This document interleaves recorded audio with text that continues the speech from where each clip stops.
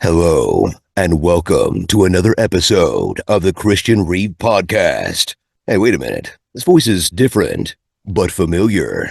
Anyway, can you believe it's the 250th episode of the Christian Reeve podcast? I can't. Most podcasts can't get past 7 episodes, so I guess this show sucks a little bit less than the rest. Please welcome the man named almost after Christopher Reeves and long-haired Michael Fassbender lookalike, Christian Reeve, and his special guest, professional voice actor Jon Bailey, aka the Epic Voice Guy. Hello, and welcome to another episode of the Christian Reeve podcast. Today's guest is an actor, voice actor, content creator, social influencer, and stand-up comedian. He is Jon Bailey, and today we're going to be talking about him and voice acting in general. Welcome to the show, Jon Bailey. How you doing? Thank you for having me, man. I really appreciate it. This is like the. I don't want to make you feel awkward, so I'm just gonna say it, yeah, and then we'll just move on. To me, it's not often you get to meet like people that like you look up to in like a professional capacity. I mean, I've been pursuing. I'm only 5'9", so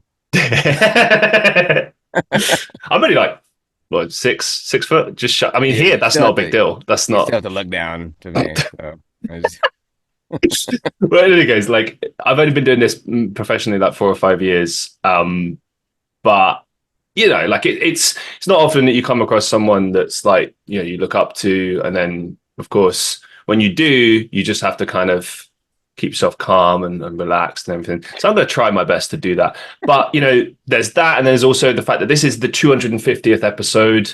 We've been going for 4 years now. And he's just now asking me to be on here. It's shameful, really. I didn't know that was a possibility. 249 chances. I didn't know that was a chance. I'm not hard to find, everybody. I'm really easy to just, look, there's a big voice guy. Let's start at the beginning. I'm sure you've been asked this before, but time began. Not that far back. Okay. Not that far. No, I'm not that old. No, I mean, I first became aware of voice acting probably either the early GTA games, so like GTA 3. I used to play around with the voices in that, and I loved all the stuff they would do on the radio on those games. And then a bit later on in life, I think I was a teenager, I had a friend who's like, I asked him what his father did for a living because he lived in a pretty decent house, and he said his dad was a voice actor, and I had no idea what that was. And then I was like, well, how does that work? And he said, nice house is not indicative of voice actors. Well, I just didn't know. So many would disagree with like nice house. Who does he work for? I need to know who his agent is.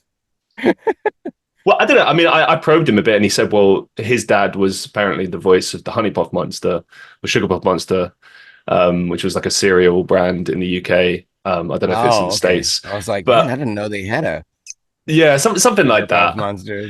Stay Puffed marshmallow cereal. Nah, not that guy. So he never talked, did he?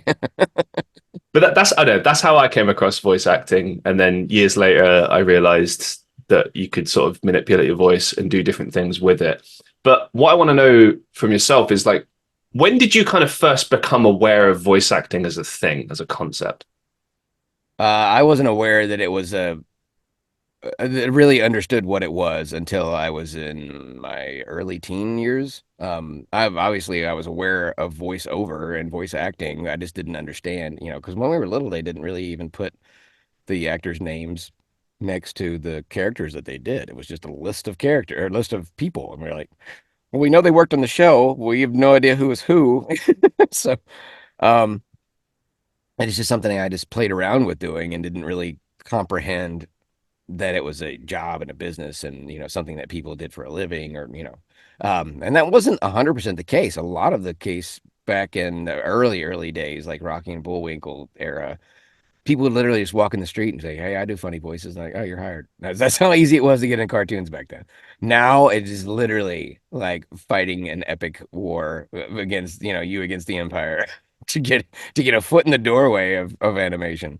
So it's changed a lot. But yeah, it wasn't until I was like the internet first started kind of becoming a thing where you could, look up who people were.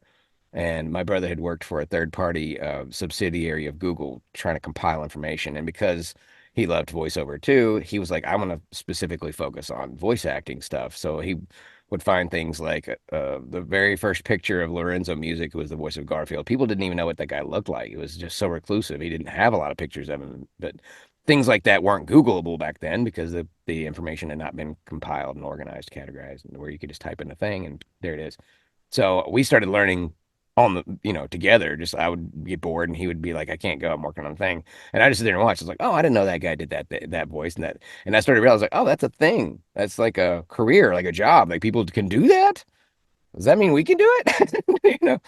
So yeah, it's I think I was about 13 to 15, somewhere around there when I first kind of became fully aware. And were you already kind of experimenting with voices back there? Were just like playing Oh, around I started with messing around with voices when I was 4. Like I just voices is one thing, but voiceover as a career is a completely different thing. Right. A lot of people do it as a party trick, or they just think they're great at it. Like you. And I'm just kidding. Cheers. He said he wanted me to roast him, and that's as far as I go. I said roast me in the intro, not roast me throughout the whole show. I just assumed that applied throughout the entire thing. It's the 250 episode, so I have to go nuts, bro. Go I have nuts. to roast him 250 times for not. Oh, okay. Is that the rules? That's the rules of the show. We'll put a counter in the bottom for every roast. Yeah, like RoboCop's kills. They're going to apparently they're going to reboot that. They're going to that is a shock. Why? I actually worked in the trailers for the first reboot. So it's like, because it's a good IP and the game did really well. So they're probably like, oh, there's still a market for RoboCop stuff. I liked what was it, 2012 was the remake? Yeah, that was the one I worked on, yeah. Oh, you worked on that one? Oh, okay, yeah, wow. That was the one I was like, I thought it was awesome. I thought it was really, really good. Something about part man, part machine, but who's in control? RoboCop. that was one of those. That was that campaign. Why do you think that? Why do you think it didn't kind of work out for that film? Because I'll be honest, I thought the story was brilliant. I think a lot of people thought it was like a meh, kind of like watch it one and done kind of movie, but it just did not have the same zing as the first film did because everything was CG, and one of the reasons why so many people like the original is because they did all practical effects. The blood squibs, it actually has real liquids shooting out of people's chests, and they'd replace when Hollywood started doing the Sin City thing, and they started using fake blood everywhere. Everybody just started going nuts. It's like, oh, it's fake blood now, it's okay, and it looked terrible. That's the one thing they didn't think about. It's like, well, we can do this, but it looks awful. It doesn't look real at all. I can't get over like how just traumatic the original opening scene. He literally shot a guy right in the privates and blows his own private. It was just a bunch of guys just shooting at him for just I've seen the way he died, the way he was murdered was just awful, man. Point blank range. But he's just not Eric Foreman's dad from the '70s show of all people. I figured he would just call him a dumbass and walk his way.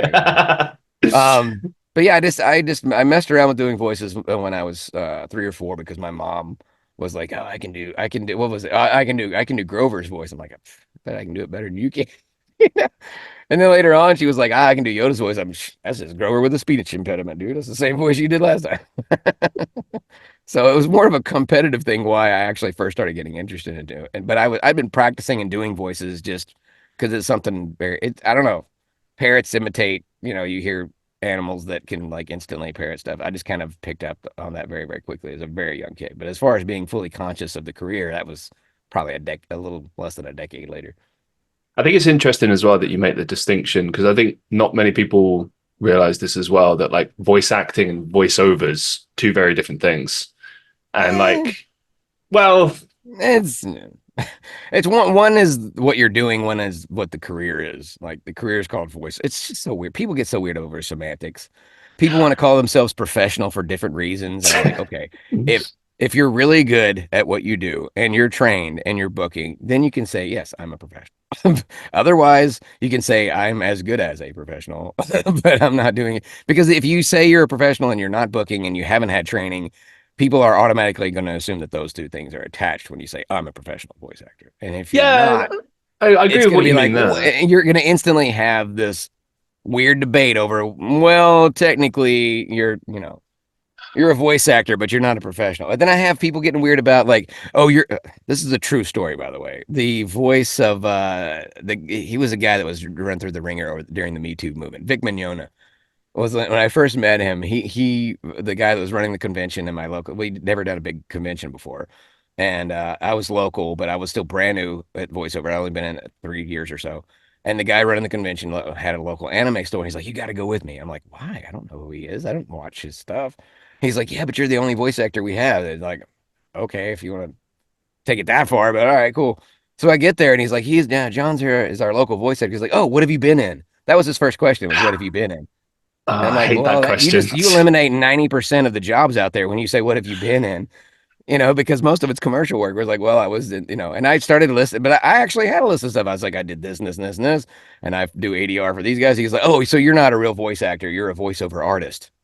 I'm like, Oh, "Oh, you're not a mad. semantic. You're a semantic." I'm like, yeah, it was a Oh, very like backhanded compliment, and he just give this like I can say whatever I want. I'm Vic Mignogna, and I'm like, what was that for? What the heck, man? I'm a voice actor just as much as you. When I fill in for actors that are bigger than you are, and nobody even knows it's me, that means I did a really good job. That means it's acting, bro. Like I don't know what part of what I do is voiceover artistry because it's still acting and it's still using my voice. So voice acting, who cares what it's called? You don't have to be a jerk about it though. couple of things. One, I can so honestly relate to what you're saying there when you say like how it undermines everything you've done. Because I get that Mhm. question all the time, and I'm still very much trying to get into the industry. I'm 4 or 5 years in. I've been in some big productions, but like on a small scale, and Yeah, the same thing. It's like a decade and a it's half at this, and I can say, "Hey, I was right. in Marvel's What If." But who were you? Yeah, Well, the main cast is the original cast of. So who can I be except the extra voices, man? Like but I'm not gonna be Mark Ruffalo. doesn't it drive you nuts though? Like it's It is what it is. People yeah. until you're that thing. That's why when I first started booking characters with names that they're recognizable, I can instantly say like, "Oh, I'm this guy in this thing," and then So it just, but it's like what I do work on. The stuff that I work on is bigger than the roles in it that I work on that I do. So, and I don't have a problem with that because that's where I have a friend, and I have no problem saying his name because he's an awesome guy. But my buddy David Chen has done ADR in so many movies. He makes more money than most of us combined, and nobody's probably even knows who he is because he's not a main character. He does ADR, but his list of Marvel and like all these amazing films he's been in, I'm like, dude, that guy's making bank, and it doesn't matter if he wasn't the voice of such and such and so and so. He was in this Marvel movie and this Marvel movie and this DC movie and that movie. Like he's just racking up jobs, and it looks better on his resume because I stopped trying to put a picture of all the characters that I did in the background because most of them are NPCs or they're not mains or whatever. It's not enough of them to fill out a whole sheet. I was trying to be like Steve Bloom when I first, and I was like, I gotta have a character portfolio things to show. And I was like, man, I don't really have a lot. So I was like, it's probably better just to list my resume of stuff that I've worked on. Worked on this show and this movie and this movie. And then all of a sudden people are like, wow, he works in movies and shows. Like, yeah, do. I'm not the voice of such and so, but I did work on that movie. I think it comes down to perception as well, and like how you, because it sounds like we might have a similar work ethic here where it's like my focus is not like, oh, I want to become as famous as possible or as well known as possible. Like my focus is I want to do this for a career and make a living from this and this be my work. You're That's close. Mine is like I want to pay the bills and not be homeless. That's well, where I'm yeah, at. exactly. Right. But like for me, I it's don't care. like Just point I, something in the room and tell me what you want me to voice. I'll voice it for you, man. Come on. I need money to pay bills. No, same dude, but it was never like, oh, I want to be a big career thing. It was just something that I was good at and enjoyed doing, and it paid the bills. And then I just focused on being the best at it as I can. And then there's 90% of the work out there, which is just job. And some people will be like, oh, that's cool, that's cool. I'm like, for me, it's just work. But then that five to 10% of the cool stuff, when you're a nerd and you wear Transformers hats in public and then whenever you're like, oh crap, I just booked a Marvel or a Star Wars or whatever, and you're like, oh, that's the good stuff. That makes it worth doing the job when you are into the same kind of stuff that I'm into. So there are other jobs that have paid better. For example, I'm not the biggest fan of Hotel Transylvania. I thought the first couple movies were great, but it's obviously made for younger children. Like at sure. the time, my kids were very young and they just freaking loved the whole shtick. I'm also not the hugest fan of Adam Sandler. I think he's great, but he's not my favorite. If I had to pick between some other guy that I was more, into than him, I would go see that movie instead. But I booked this massive thing for Hotel Transylvania. And that becomes a resume thing now. I was like, I filled in for Drac in Hotel Transylvania and I did 50 something spots and I did a Happy Meal commercial. That's a pretty big thing compared to, other jobs. But it's not like I guess I only want to work on Adam Sandler because I'm only, I don't get to be picky. It's just those jobs look better for me and help me book other work because you never know down the Yeah. road. They're like, because they're still making that stuff. And I'm like, oh, here's a link to some of the stuff that I did for this. And that might help me get the job or whatever. You know what I mean? So things like that. I don't get rid of auditions. I try to hold on to anything that has references because I might need it later on because you never know when something can go from just a job or a potential job to actually a resume thing that can help you get more work later on. So it's all so complicated. It's such, I've heard people call it a machine before, and I didn't really understand that until I realized just how many working parts there are in order to be successful and actually do enough work to get the bills paid, especially when you live in a city as expensive as Los Angeles. Because there's only about 3 cities you can really do this from in the United States and be super successful. Atlanta's me. It's more on camera, background work, a million. There's a million of my background jobs in Atlanta. And some people actually go from background to foreground in Atlanta, but it's so muggy and hot and it's a lot more crime and it's not as expensive, but it's still pretty expensive. And then New York, forget about it. And that's no pun intended. I'm not doing a New York accent. And then LA. And the reason why I chose LA was because they have free special needs services here. And it's been Wow. extremely helpful with my own kid. And he's 21 now. So the older he gets, the more difficult it can be. So I just didn't see any other option that worked with my career and worked for him besides here. But the fact that I have to make, at a minimum, I have to make $6,000 to $7,000 a month just to get by, everybody. That makes it sound like I'm rich. That is just to break even. I have to make 6 to 7 grand a month. Just to be, if I was single, and I mean by singles, I mean if I was just solo by myself in an apartment, some tiny little studio apartment, I could probably cut that in half. But because I have children and because I need, a booth and things that I couldn't do in a studio apartment. I'd have to rig up something not nearly as nice as this. Yeah, it's just it all depends on cost effectiveness. So people can do it like you do from their own home where they already live with minimal stuff. But the higher up you go, the more you have to start making tough decisions. Like, is it worth for me to spend this money to live in this situation to book more work? Because it's literally the goldfish. And if you know what I mean by the goldfish, if you put a goldfish in a bowl this big, he will always stay that small. If you put him in a bigger container, that goldfish will continue to grow to fill in that space. That is what human beings do. We fill in the space we have. I don't feel any different than when I had a $400 house note a month and I was only making $300 a week working at my old job as a forklift driver than when I'm making, a couple of thousand a week. But I know that at the end of the month, I'm going to have this much money left over. And then bills are already back due again. It gets really big unless you're really good at cost management and budgeting, which I'm not. You can make it work out here. You really can. If I made what I made, but I was number one younger, number two on my own and something smaller with less bills, I wouldn't be running air. I wouldn't be running heat. I wouldn't be doing anything that I do to make everybody else in this house comfortable to save money. And then I may actually be like, oh yeah, I'm a voice actor. I make good money. Not if you have a family, not if you have financial obligations. So solo folks are more likely to be able to make a better living at this because the rest of us are just barely getting by. We're not really living off of it. But you have to hustle. You can't just, okay, I booked a job. I'm going to sit here and wait for the money to roll in. I don't have to do anything. You have to audition every day. If you don't get auditions, you have to go find auditions. If you can't find auditions, you have to figure out something else, create content that actually generate revenue, whatever you can freaking do. I've had to Uber Eats. I've had to do menial regular like putting stuff on the shelf kind of jobs. I've had to do anything I could do just to get by, to keep my schedule open, to continue to be able to do this. I've had to do a third shift job like after regular voiceover recording hours were over, just to kind of supplement the income. It's literally a grind. They call it a grind for a reason. It's a gig economy because you have to go job to job to job to job to job. It's not for most people. You go in with your resume. Thankfully, they give you the job. You're hired. You have that job. You're there unless you screw it up. You're fired or you're let go because the business goes down. You're there. We have to go through 1,000 of those applications a week and get rejections almost all the time. And it's like, nope, sorry. And sorry, we'll call you. And just keep going. And it's just, you have to have thick skin. You have to have patience. You have to have perseverance. You just have to freaking keep going no matter what people tell you. And you're going to question yourself and think that, am I doing it wrong? Am I in the wrong industry? Am I not doing it? Do I need to do this or that? Just get honest coaching from somebody that's affordable and just don't quit. You just have to keep going and going and going and going. Even if it looks like your resume is this big, it doesn't matter.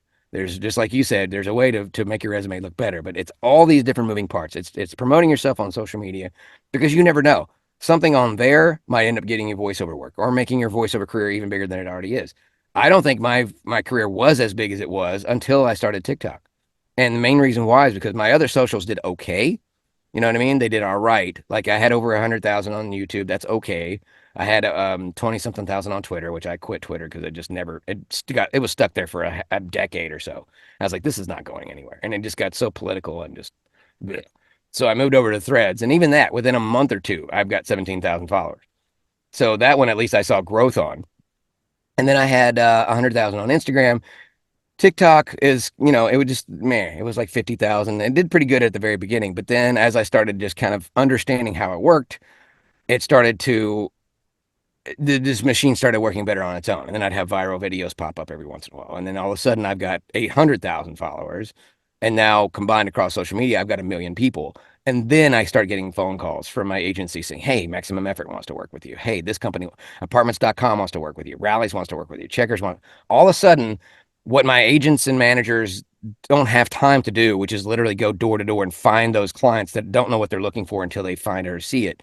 They start noticing it because all of a sudden, oh, you're out there. I've seen you. I've heard you. I know you from a thing. Everybody, I like to say, in fact, I may just coin this as my, my business card or website thing. I'm the guy everybody's heard, but nobody's heard of because I'm in a little bit of everything. And people like, I'll just be talking to somebody. Oh, I was in that. Oh, I worked on that. Or I did this. And they're like, man, I've heard you 1,000 times. I never knew it was you. It's like, yeah, that's because you have to do this in order to survive. It's literally a survival thing. You just have to book everything you possibly can, which means putting yourself out there as much as possible, not just sitting back and waiting for your agent or manager to bring things to you. You have to actively make content, promote yourself, show people what you can do, and doing it in an entertaining or at the very least a captivating, like, oh, this guy's good, or this lady's, man, she really knows what she's doing. You know what she'd be perfect for? You know what he'd be great for? Because they are looking for people, and they think that if I get this person, this is what I'll get if I hire this person. If I get Christian Reeve, this is how many people it will reach. This is the audience demographic that it's going to go. Does this guy work with our brand? Does that fit for us? And if you don't have anything out there, how are they going to know you're there? How are they going to know that you're good or what? You know what I mean? Because I've literally witnessed studios getting burned by hiring social media people who did not do what I do already. So I think there's a big difference between somebody who doesn't already do professional voiceover work and is creating social media content and somebody who's just making social media content and has no training and no background in voiceover. They just do voices or they just do impressions or they just do whatever. I've seen them get hired in a studio not knowing what they're doing and get scolded by the directors like, no, you can't do that. Don't do that. Don't do this. What would be a few examples of that? Like just little things. I will give you an example. When you're doing looping on a movie, you cannot mention any brand names. You can't mention any celebrity. You can't say, hey, you want to go to the Lakers game? You can't say, oh, did you see that Wrexham game last night? You can't say any of that stuff because all those things are copyrighted. You have to keep everything just bland and generic. Like I have to, a great way to do this is to go on a hike or go out in public, mall, whatever, and just pay attention. Don't talk. Don't go with anybody else. Just pay attention or even record the conversations that you hear when you walk by. Because most of that is what is recorded and put in the background of films and TV shows. Oh, and very rarely will you hear them saying, hey, did you see the new Jason Statham movie Beekeeper last night? You can't say that in the background of a movie unless you want to pay Jason Statham and Beekeeper a whole lot of money. And I've seen people just mess up like that or they just clearly were not good actors. Like, that's the same voice you did last time. And then all of a sudden you realize, oh, they don't have any original characters. They only do impressions. And now they don't know what to do because they're having to come up with new voices that they... And so you'll be stuck as a deer in the headlights, getting ready for the car to hit instead of knowing what to do. And this is why I tell people get freaking coaching. I used to be against coaching, not against coaching in general, but against the coaching industry because it was so predatory. I saw too many people, hey, for $500, I can make you the next big deal. And then they don't do anything. And they're like, well, you need my advanced course for only $1,000. And they're literally milking these people for all their cash. And that industry blew up right around the time that voiceover became more in the spotlight. And people go, oh, you can just talk into a microphone for a living? Trust me, if you haven't been listening up to this point, there's way more to it than that. It's not just talking into a microphone. This is talking into a microphone. What we do for a living is not just talking into a microphone. It's called voice acting for a reason. Just because, number one, somebody told you you have a cool voice doesn't mean you should be a professional voice actor. Number two, Acting is the most important part of voice acting. Be a good actor. Don't worry about what you can do or change in your voice. Be the best actor you can be. If you can do those other things, that's great. But I know people who cannot change their voices at all and had careers that blow both of ours out of the water combined. Tom Kane is a great example. Tom Kane literally just talks like this all the time, but he's a great actor. He can't change his voice, but he can talk like this. And before his stroke, he was in Powerpuff Girls. He was in Star Wars. He was Yoda. He was like Admiral Akbar. He was tons of characters and across dozens of shows. But he doesn't do improv at all. I watched him with my own eyes at a convention where they gave him an improv. He's like, I can't do improv. So he doesn't have the same set of skills that some of other voice actors has. But yet he had a great career in cartoons, which is what most of us want to do. And it just proves that if you're a great actor, all those extra voices you can do don't matter. Or that you can't do don't matter. Some people just have a good narrator voice, but yes, guess what? They're making way more money than we are because they're the voice of an entire network, or they're just doing promo after promo after promo, which is good money. So this industry is massive. There are probably jobs that you never even thought about.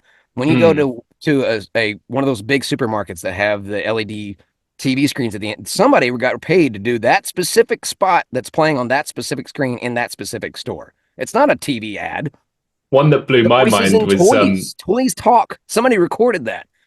I love it. I've been Toys, so I love it when you get something like really random, like I remember seeing one person who did like the train voices for a particular network, like you know, and like I realized like so many of those voices, and this is what I was saying earlier as well, when I was talking about the difference between a voice actor and a voiceover artist. Like, I know you said like, oh, it's semantics, but like, I don't know. I disagree a little in the sense that like, as you mentioned before, voice acting, you have to act with your voice and convey emotion and do, you know, portray these different characters and really build the voice and build the character purely through the voice. Whereas the voiceovers, you know, they're looking for that particular thing, you know, so if it's like the train in the UK, it would be like, you know, please mind the gap between the trains and the platform, right. You know, and the voice that you hear in the airplanes that's like, yeah, or like, you know they're looking for that particular voice. That right. and do you know what I mean? Like if you're going to do like a banking commercial, like you have in your head right now an idea of what that sounds like, and I do too, and we'll probably both throw something different and we'll run with that. And you can do variations higher, lower, whatever, but like the commercials and the corporate side of things, I feel like they're just looking for something very specific. And I tend to be less adventurous in those roles versus when it's voice acting, I go nuts, see what I can do. The reason why I don't use voiceover artists is because it's really just a fancier term for a voice actor. And the problem with using it is, even though I think it's a better term because it kind of is an overall encompassing job description for us, too many people misinterpret voiceover artist as somebody who only does narration. They only just do speaking. They're only announcers. And that all of a sudden you typecast yourself as you're a voiceover artist. No, I do acting. I'm a voice actor. I know it sounds a little horror. It's a little pavo, but it's literally more descriptive of what I do, because voiceover is not the only thing that I do. And voice acting is a little bit different than voiceover in the fact that you're not just voicing over one thing continuously, where it's like a reality series and you're just the narrator, or you're the voice of the guy telling the people to buy the thing in the commercial. You're also the dad in the commercial, or you're the character in the cartoon. I feel like, okay, voice acting is voiceover artist plus other stuff. So instead of just saying voiceover artist and having people be confused, like, oh, okay, so that's all you do. Like, no. That doesn't explain near what I do. So voice acting makes more sense. And in the industry, the clients out here in the industry, they don't care. They use those terms interchangeably, like neither one of them matter. You're a voice guy, period. So if it has the word voice in it, that's what you are. So voiceover artist, voice actor, to them, there's no difference. But a lot of people do get those two terms confused and think that just means one thing, that means other things. And I'm like, I figure if you do all of it, voice actor makes more sense, because that includes voiceover, that includes voice acting, that includes just anything voice related. It's all there because it's still performance based. Acting is performance.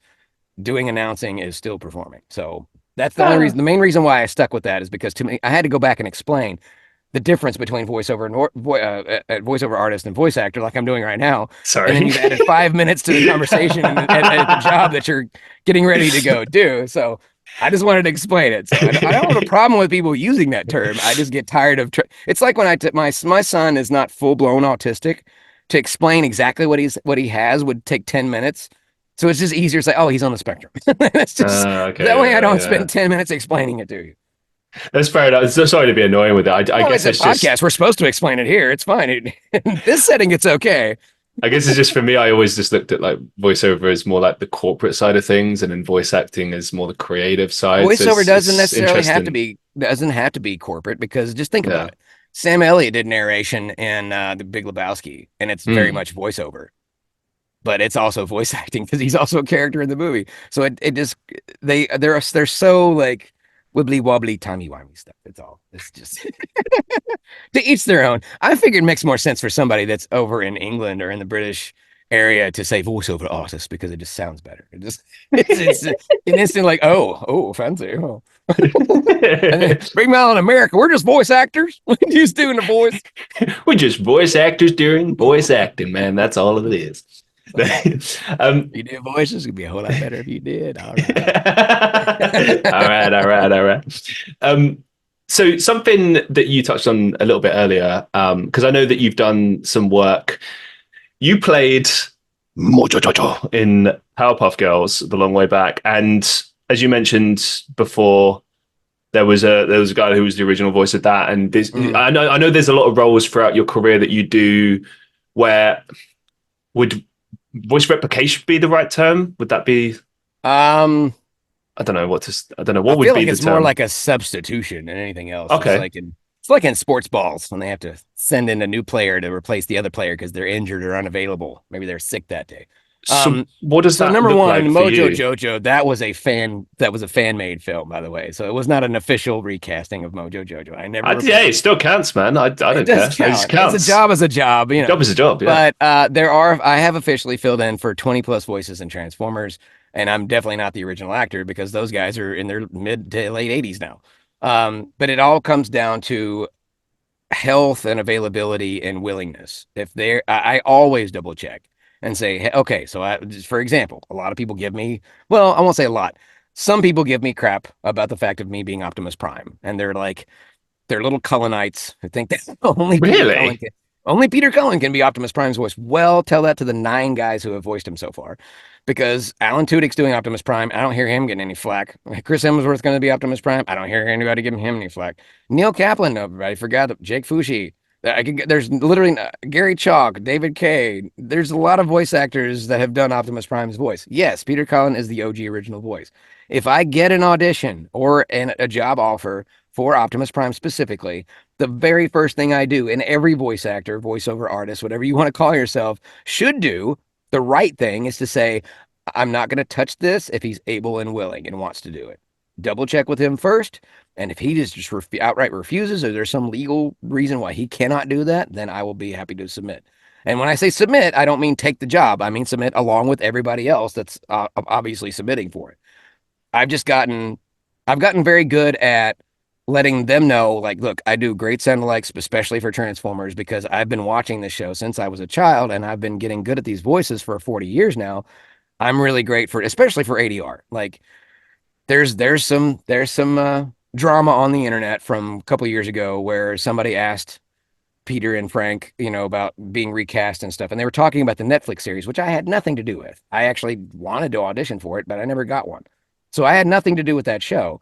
And there's a difference between recasting and somebody doing temporary voiceover work, which most actors, if you're worth your weight in salt, have come to LA and done work. They've done looping. They've done ADR before. They've been extra voices, background voices, and stuff. They've done exactly what me and my friend David Chin that I mentioned earlier. There's a lot of that out here. Peter Cullen has done that. Peter Cullen's done ADR for so many movies. He was the Predator in Predator. That's still considered ADR. He was Gremlins in Gremlins. That's ADR, guys. Those little background sounds and the people that are running around, none of that stuff was recorded. They're all going, and then somebody else goes, in this booth so they can mix the tracks separately. That's how ADR works. All the different audio layers are different. Only the primary actors are actually talking with hot mics. That's the ones that the boom mics are picking up. Everybody else in the background, if it's a club and they're dancing, there's no music. There's nobody talking. All that stuff's re-recorded and added in later on. Peter has done that job himself. So has Frank. That's the job most voice actors do. After answering the question that they get a lot, how does it feel to be recast? It looked like the thing was over. There was a pause. He's like, let me tell you another story. And then he went to talk about Bumblebee movie. I'm like, that's different. You weren't ever recast. He refused to work for scale. And I understood because the last movie had a much bigger budget. He was expecting way bigger money. And they said he just outright said no because I had them double check. And I was like, well, I'd rather it be me than some crappy intern going, transform and roll out. So I took the job and I did 3 little tiny sessions just till they ironed out the lines. And that was it. And then Peter came in and did the Optimus Prime voice. That is nothing wrong with that job. I can't tell you how many movie screenings that you get out in LA where it's like, the following movie is not completely finished. If you hear voices that don't sound the same, that's because it's still in production. Those are me. Those are guys like me that do those voices for they're still working on the film. That's just pre and post production stuff. Those voices are never going to be final. Sometimes we do get final voices, like I got to be Shockwave and Soundwave in Bubble movie. That's great. And that's a credited role. It's not just some background where I'm just ADR and I'm just in the loop group. Same thing with Detective Pikachu. They actually put additional voices. There's my name because they did it alphabetically. I'm right there at the very beginning. But most of the time, we don't even get credited. We still get paid and we still make residuals. But I'm background voices in a dozen movies and nobody even knows that that's me. That means I did a good job. That does not mean I was stealing any roles from anybody else. I always double check. I always make sure. Another situation happened where Futurama was coming back. John DiMaggio was not listed in the cast as Bender. I'm like, what the frick? And then I got the audition from my agency, which I'm like, why would they send me, knowing how I feel, why would they send me an audition for Bender? So I texted John. Just outright just said, hey, what the heck's up with Bender, bro? He's like, hey, look, man, I have nothing to do with that. But if you want to spread some rumors, man, I'm not going to stop you. So I literally messaged my agent back and I said, you can tell him to bite my shiny metal A because that's not cool what they're doing. Because clearly he wants to, they're just not willing to pay him for it. And wow. it's not Futurama without Bender, and it's not Bender without John DiMaggio. He created that character. So I will not touch those jobs. I've had auditions for SpongeBob before. I text up Tom Kenny. Hey, do you know, he's like, man, you take one vacation in 27 years, John. But it was just temporary where I don't take those jobs. I don't touch them. So I want to squash that real quick. Despite what has been said, I am not actively trying to take the role of Peter Cullen or any other actor out there. I do the jobs if they can't and won't. If they're sick, and there's been times, like for the video game, John DiMaggio said, I'm too busy. I cannot do this. You can recast Bender for the video game. I just can't. There's a conflict. That happens. It really does. And it's probably because for a video game, they probably made maybe double scale at best, which is only like $1,700 And if he had a bigger job, the same thing happened with Yosemite Sam. Maurice LaMarche used to do Yosemite Sam. He started doing the Lexus commercials. All of a sudden, he's making way more money doing that. And his schedule becomes a lot more busier because they need you to be available 24/7 if you're the voice for their brand. And they said, well, you're going to come down and do Yosemite Sam on this schedule and for this little money. He's like, if it comes down to this and this, I choose Lincoln. They say, okay, well, I guess we're recasting you. And they got Fred Tatasciore instead, which Fred's a great guy. But there was a reason why Maurice was like, well, I can't be a cartooning character anymore. Who would turn that down? Somebody who's making a whole heck of a lot more money from a car commercial. That's who. So it just depends on priorities. But as a voice actor, don't make enemies in this business. You want to work with these people, not against these people. Don't make them think that you're coming for their jobs because they literally leverage us over guys like the guys that we look up to. The guy, you said you look up to me. I still look up to Maurice LaMarche and Rob Paulson and Keith David and all these amazing Kevin Michael Richardson and Tara Strong and Greta Lyle and all these big voice actors that are at the very top of their game. But I'm not going to go like, oh, this is the role for that good. That guy does this voice. I'm going to try out for it. No, I'm not going to do that. I only do that as like, hey, so-and-so's not feeling well, or they're absent, or they're in the hospital, or they passed away. Would you be willing to submit? If there's a situation where they just can or won't, then I will submit. But otherwise, don't take other people's jobs. Because I have people literally tag me. He's like, oh, look, this guy's doing an epic voice. He's coming after your dirt. And I'm just like, I sent him the J.K. Simmons emoji. Was like, serious? And then if they try to goad me like, you never know, I send him the emoji Mark Hamill going. Because you can try to come for my job, but here's the truth. The truth is, number one, I've spent a decade and a half solidifying my position in the industry where people know I'm really good at my job. I have the credits to back it up. I'm extremely fast. I get these guys done like that. They get an hour lunch when they're with me. They hire me for 2 hours. I'm done in 45 minutes. And you have to be fast and accurate because then they're going to want to rehire you over and over again. And then I don't even have to audition. They're just like, hey, John, can you be in the studio this Thursday? We got some stuff for you to do. That's why you need to have training and know what you're doing before you go, because you don't even get a script at that point. They just bring you into the studio. You have no idea what you're going to do. Do you imagine how scary that would be if you'd never done professional voiceover work before? You have to be that good to be hired with no context, no nothing, and just know that you can do whatever they throw at you, no matter what it is. that is when you can be like, okay, now I know what I'm doing. Now I'm a professional voice actor. I'm ready for anything. And you watch your career just take off. But don't get it deceitfully. Don't just sit around sitting on your hands waiting for jobs to come along because, oh, I booked one job. I guess I can just sit around waiting to be famous now.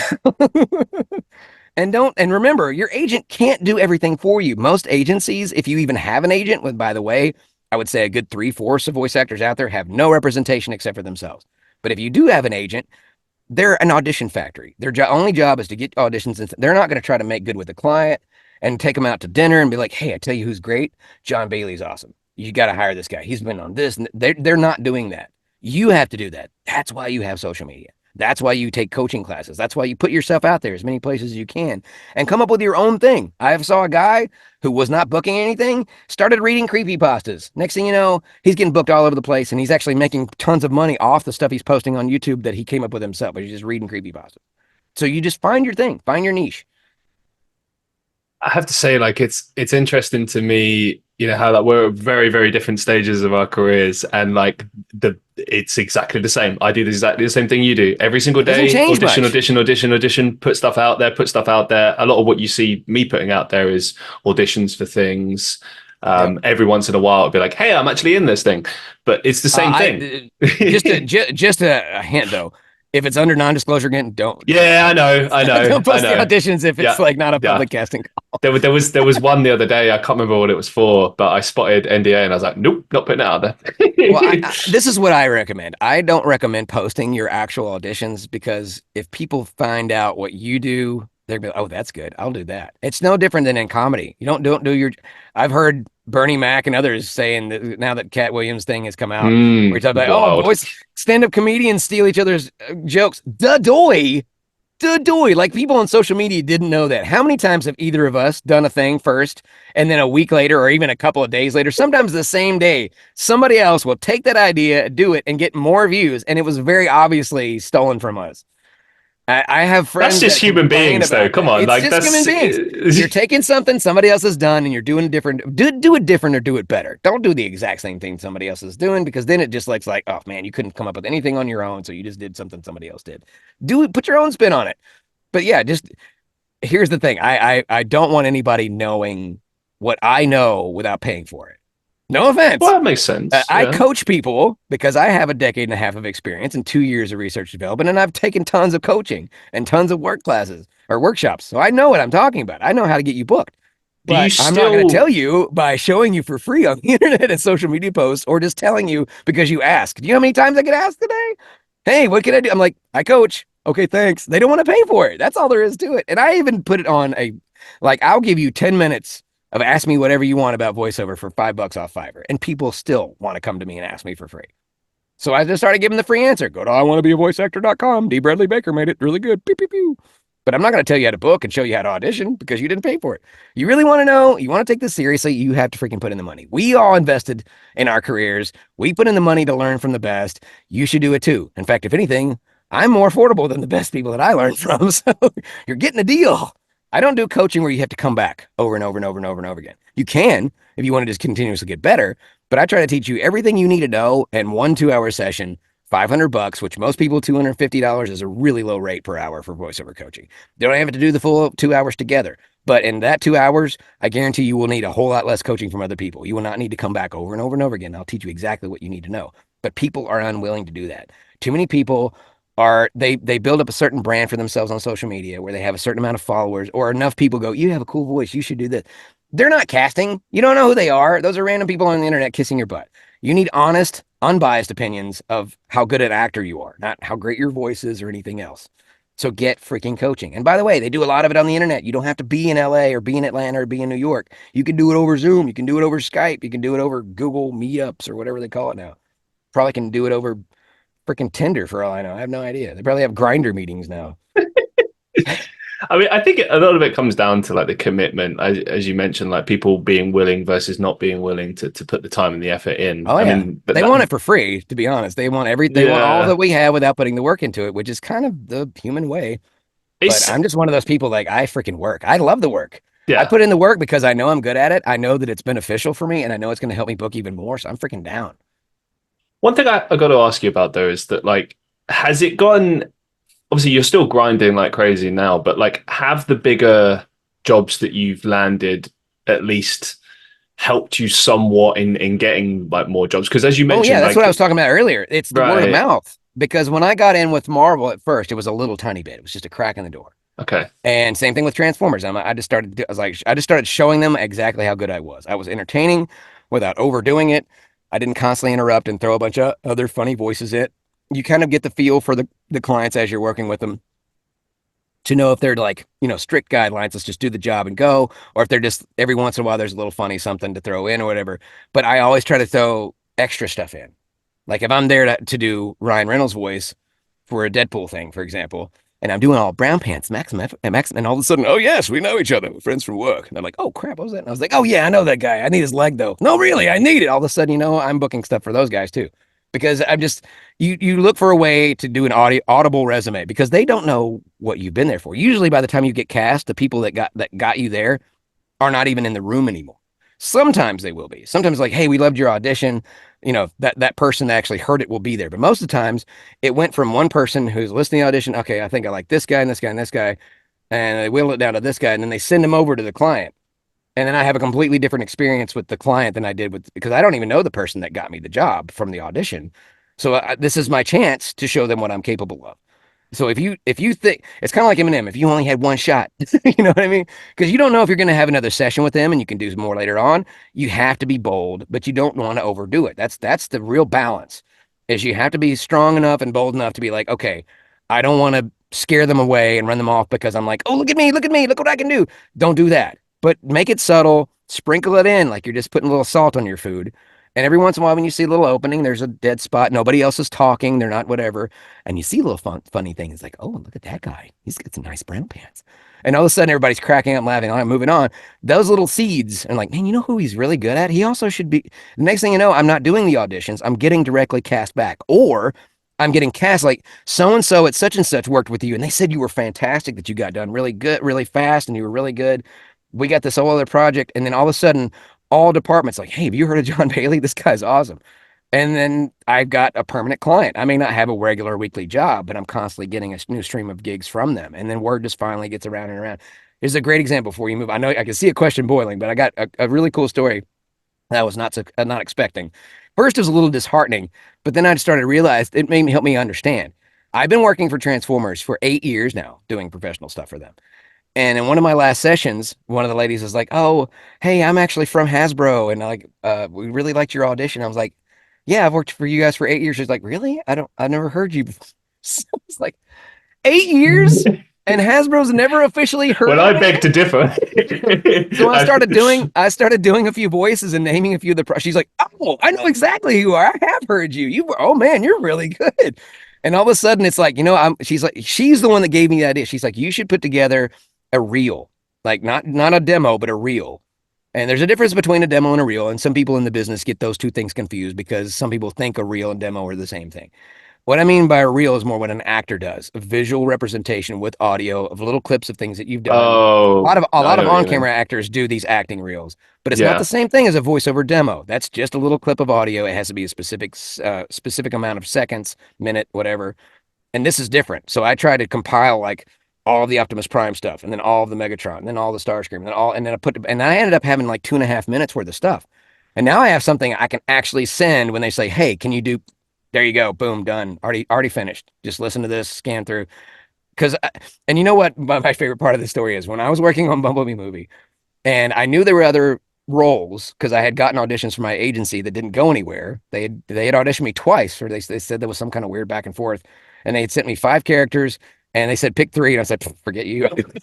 These it's Transformers. I'm not stupid. Even though it didn't say Transformers, I'm like I know who Starscream is. Like you should have put the names if you didn't want me to know what this was. So I got it twice. So I ended up doing 30 takes for the same two groups of auditions twice. Because sometimes it was like, give us one take that's as close to the original voice as possible, and then give your own unique spins on it, which they didn't do. They went with all like original sound alike voices. But originally, Starscream had a line, Ironhide had a line. There was other lines in the film that got cut.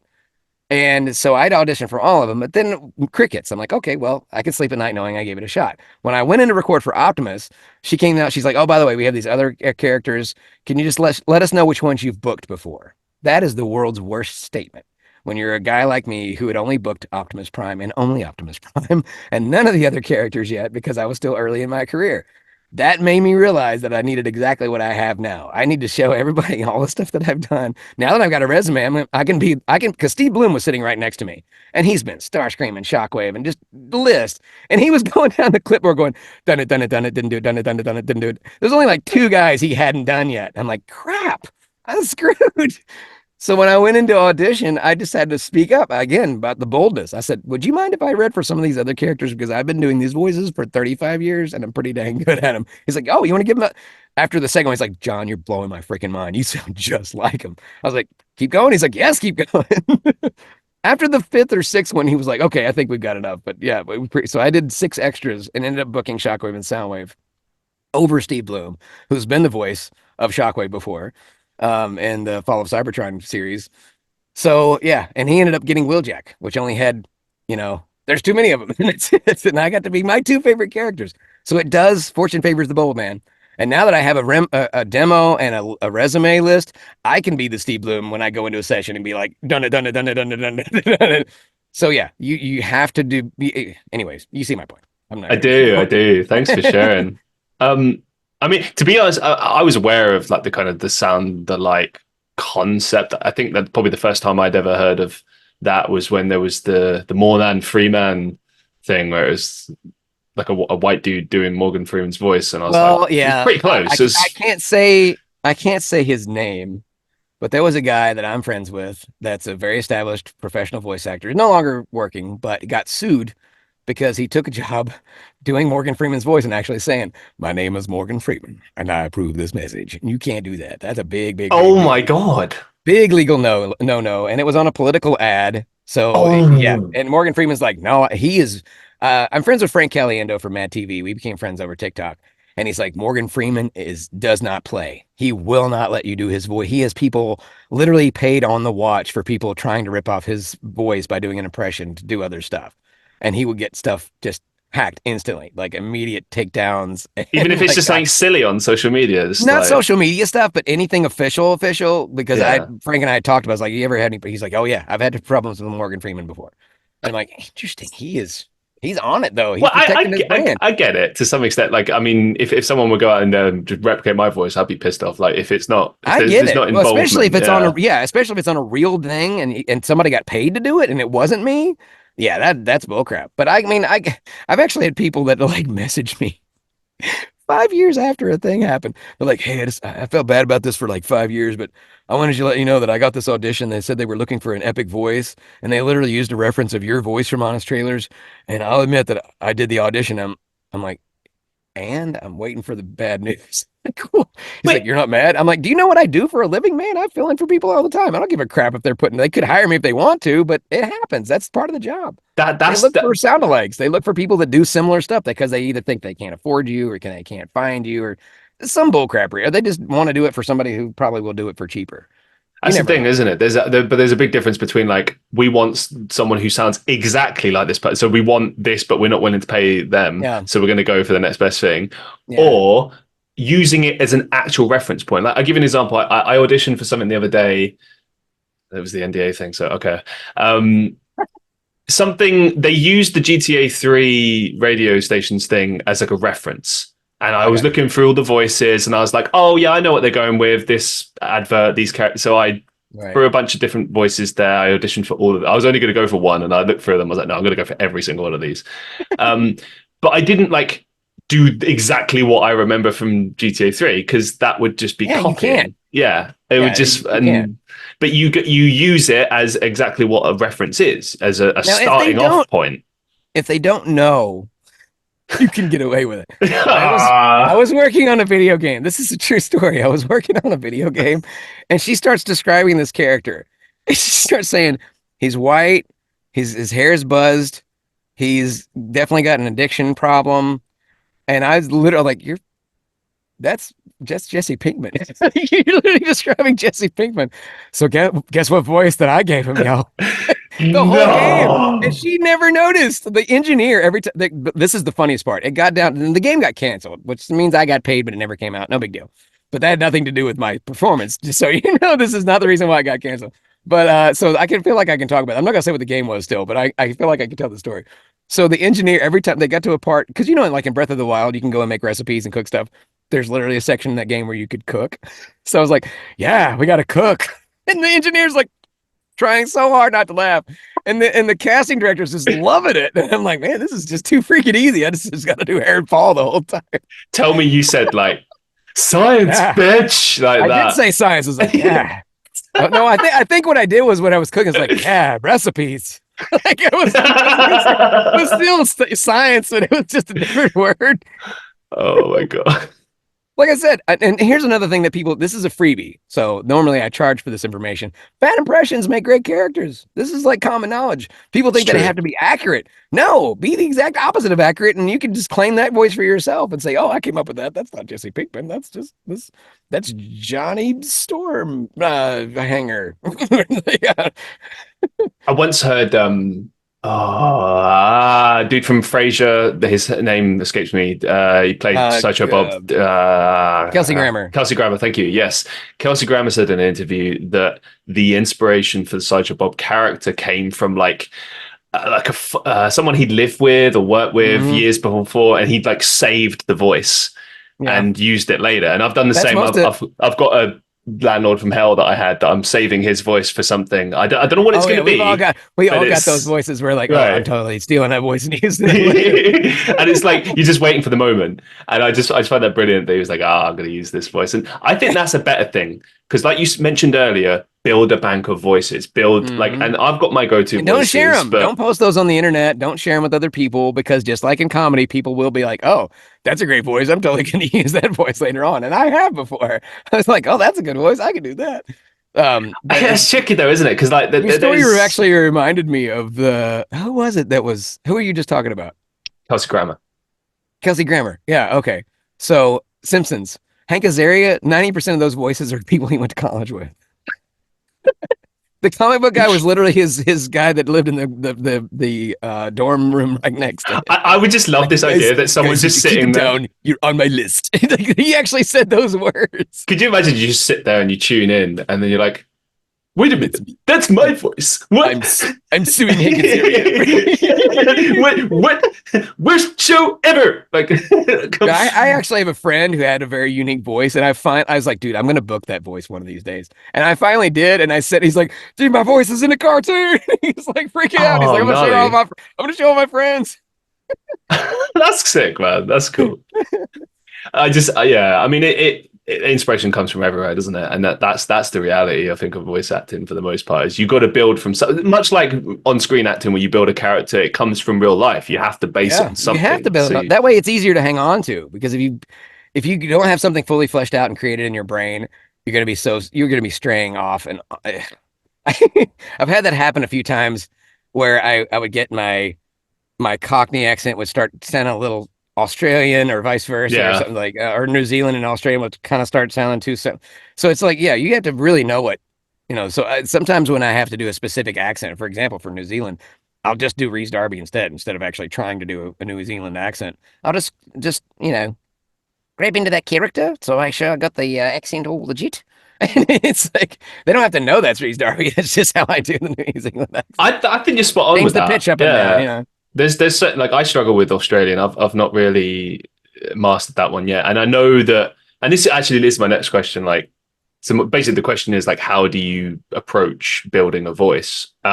And that's a great question. I often find it's like, you've got to like have a starting point, as you mentioned, maybe a particular character, maybe a particular person, and then you build it stage by stage from there. But what's your process for that? I will elaborate on what you just said, quite literally what you said, but think of it this way. This is the best way that I learned to teach. And like I said, this stuff is normally things that I charge people for, but this one I'll give you for free.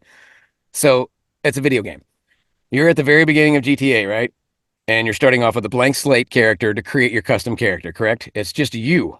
You start out, you are the character you start with. So I start every character with myself. This is my natural voice. This is layer one. This is the foundation. And then the next layer would be the pitch. Is it lower or is it higher? And then the next layer would be a physical thing or an accent or whatever. Each one of those is layered. It's just like custom character creation in every video game where you're like, I want to change their eyes to blue. I want to give them a purple mohawk. I want to change their skin color to this. I want to give them this kind of outfit. All of a sudden they look different when they have a mustache or a goatee compared to with no facial. All of a sudden you're literally building this character in your mind from scratch. That's why I call voice actors master builders, because we have this giant box of Legos with every job and every audition we get, and it's our job to put it together. And nobody's going to make the exact same thing. And whoever makes the most interesting thing and shows how well they do it and does it in a quick way, that's usually the person that ends up getting the job. So yeah, I feel like that visual representation helps people a lot better understand exactly what it is. It's literally just tacking things on to what you already have. So you always start with yourself and then you build on until you come up with something completely different. And what helps with that a lot of people don't think about is the description. It's not just the voice description. Oh, we need a male 30 to 40, blah, blah, blah. Read the other stuff. Oh, this guy lives on a dry desert planet. Oh, that actually changes everything now, doesn't it? That's not in the voice description. That was in the background bio stuff. All of a sudden, I don't know about you, but if I sucked sand every day, my voice would probably be pretty messed up. I'm just living on this planet for so long. I probably couldn't breathe worth crap. So all of a sudden that adds a thing that you're, oh crap, I didn't even, because I have a nice plush, happy voice and I'm sucking sand and dust all day long. No way that's going to sound like that. So yeah, you have to think about that. And that was another good one. One recently I had where it said the planet's been irradiated. And I was like, oh, so these people are all suffering from radiation sickness. So there should be coughing. There should be other stuff that was not mentioned in the voice description part. And I'm like, oh, so I should be more like, so you got any, all of a sudden that became a whole thing. And it sounds way more believable and realistic if you're on a radiated planet than if you just lived on regular old happy Earth that's only slightly radiated. It's like reading between the lines, really, like looking really at what's do. not said. Because some people just read just the voice description part and go, or they don't even read that. They just go straight to the lines and start doing it. And 90% of the people out there read exactly what's written and don't read all the extra, and they just read it and they don't get the job. Nobody should be shocked because they didn't do anything. You read it out loud first. You just go through the steps. I coach all this stuff. You read it out loud. You go through all the descriptions. You look for little hints that might change the way the character sounds or acts. So there's a lot of little stuff in there that you got to be a good detective and use your microscope, magnifying glass thing to see the little details that can change your character, make it different than what everybody else, because that will set you apart from everybody else. All of a sudden, like, oh, number one, they're going to respect you for paying attention to the script and actually reading it, because they're going to skip through the people like, oh, they didn't read it. they can tell right away. Given that your voice is like, your most valuable asset as a voice actor, like, have you insured your voice? There's okay, so I've heard this question before, and most people don't realize this. There's only one company in the world that does voice insurance, and it's over where you are. It's in the UK, and it's insanely expensive. So no, most of us will never be able to afford voice insurance. It's not like these rich white ladies on TV. They're like, oh, I have my legs and my butt insured for like $10 million just in case. No, we don't have that. We just have to be very careful, take zinc, gargle lukewarm salt water, not go to ball games, not go to concerts, not do anything where you yell, not go to bars, any place you have to raise your voice. We're like, the only thing I do is karaoke. It has a microphone. I don't have to kill myself. It's interesting that you say that, because like, okay, like I'm not like a professional voice actor in the sense it's not like my main thing. I do acting, voice acting, I do music, podcast. I'm trying. Semantics again. I'm trying. I'm getting. I would go with amateur because I've been paid, but it's novice over amateur though, because novice, at least that sounds like you're doing it and you're getting paid for it. Amateur sounds like you've never done it and you have no idea what you're doing. I'm going to novice then. You're better than amateur. You're not an amateur.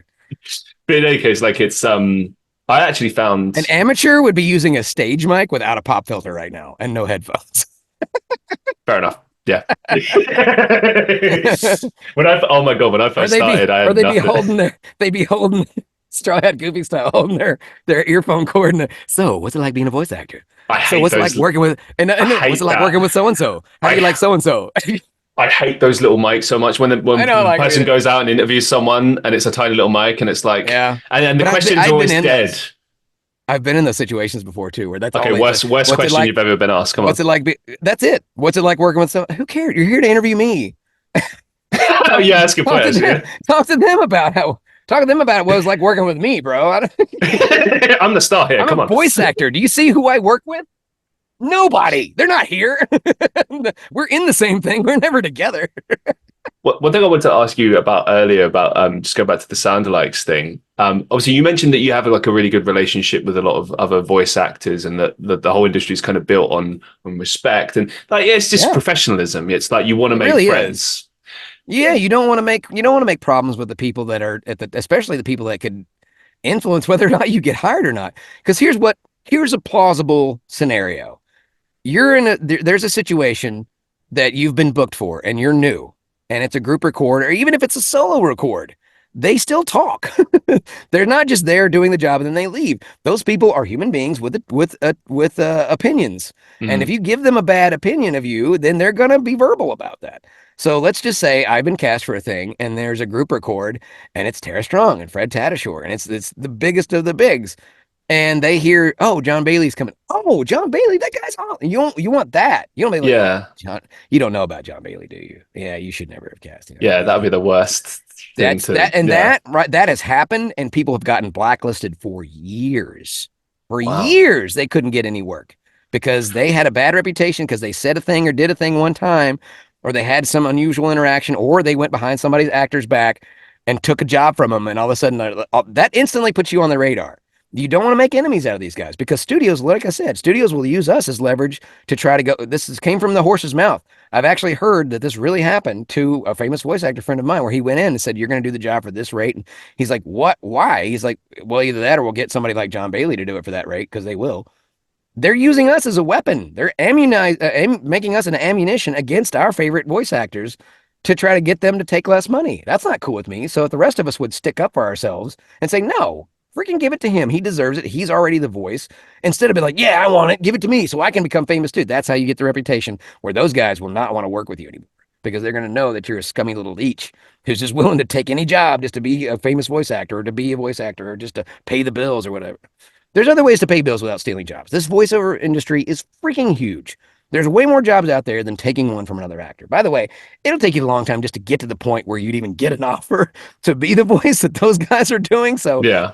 Don't get your hopes up that that's going to happen right away if you're new at this. What I wanted to ask you about, just on top of that, was like, obviously you mentioned, you sometimes do voices for like, say, Ryan Reynolds. So I would assume that you have like a sort of a working relationship with him.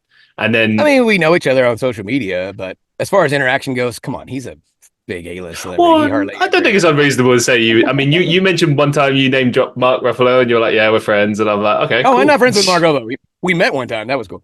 Okay, well, and now I can officially say I worked with Mark Ruffalo because. Well, there you go. That's more. Do you know what I mean? I only know him as a guy on screen, so yeah, in a sphere of connections. He talked to my ex-wife over the phone, which was it was really funny though because she was actually watching one of his films when he talked. The odds of that happening. So he looked at me. He's like, "Oh, you're watching 13 going on 30." That's funny because I was in that movie. This is Mark Ruffalo. And then I heard her scream, and he goes, "Oh crap!" She's like, "I thought you were pulling a prank on me." The whole time I was like, "Sure it is." Okay. I'm like, I don't do a good Mark Ruffalo. That was really him. Oh man, I would die. What? No. Yeah, what? I feel like Ryan and I are cool, but his social media stopped following me. I don't know if that was something I did or not, but I did. At one point, I messaged Maxim ever say, "Hey, if I did something wrong, because Ryan's account unfollowed mine, I wasn't even sure if he's in charge of his own account." I have Probably not. I but I know that I know that when they have a social media manager come through and they're like, "Let's get rid of all these accounts and follow these guys instead," or because there's some reason. I'm sure there's a reason, and even if it was that I did something, I got to work with him. That's fine. It was a thing. If it's over, it's over. Who cares? I got a whole career. Again, what I wanted to ask you, studying a Ryan Reynolds fool. I'm just kidding. I love you, Ryan. Don't forget me. What I wanted to ask you is, it was more like if you have like a working relationship with like said actor where you can do a sound-alike voice, like do they sometimes approach you and be like, "Hey, listen, I don't have time to do X next thing"? No. Usually that's a thing. I do that all the time. But it's not Ryan's decision. That's just the studios that know, oh, John does Ryan sound alike, so we'll just hire him. Especially productions that are the same studios making a different movie. I've already worked with that studio 3 other times doing Ryan's voice, so they already know. So it's boom, automatic. But do they have to contact Ryan and be like, "Hey, listen"? Usually when I get it, Ryan's already done a scratch read all the way through, and they're just like, "Okay, so we have just kind of a base." He would have approved. He just doesn't have time. Yeah, obviously. So he just doesn't have time. The only time that they would not bring him in is if it's so early in production Like I'm talking about way early, where they don't even have an animatic yet. All they have is storyboards. So this is just so if you've ever had a DVD, a platinum diamond edition DVD from Disney's Blu-ray just released from the Disney Vault. If you remember watch the behind the scenes stuff and they show how they make an animated movie or how they make an animated show, they don't start off with the voices. Usually you get people that work on the production doing really crappy voices. Like I've seen stuff, for example, off the top of my head, Pixar with Finding Nemo. It was neither Dory's voice nor Marlin's voice. It was just the people that it was Bob and whoever worked at Pixar's voices temporarily when they're making the animatic. Oh, in the mini trailer things. So yeah, so you'll see pictures where the fish is just like, and you'll hear the voice, and it'll cut to another picture. It's all hand drawn, and that's an animatic. And then they go from animatic to actually doing the animation, and then they get the real voices in. So there's a whole process to it. So when I do that early on, Ryan may not even be involved yet. They may just be hoping to get Ryan.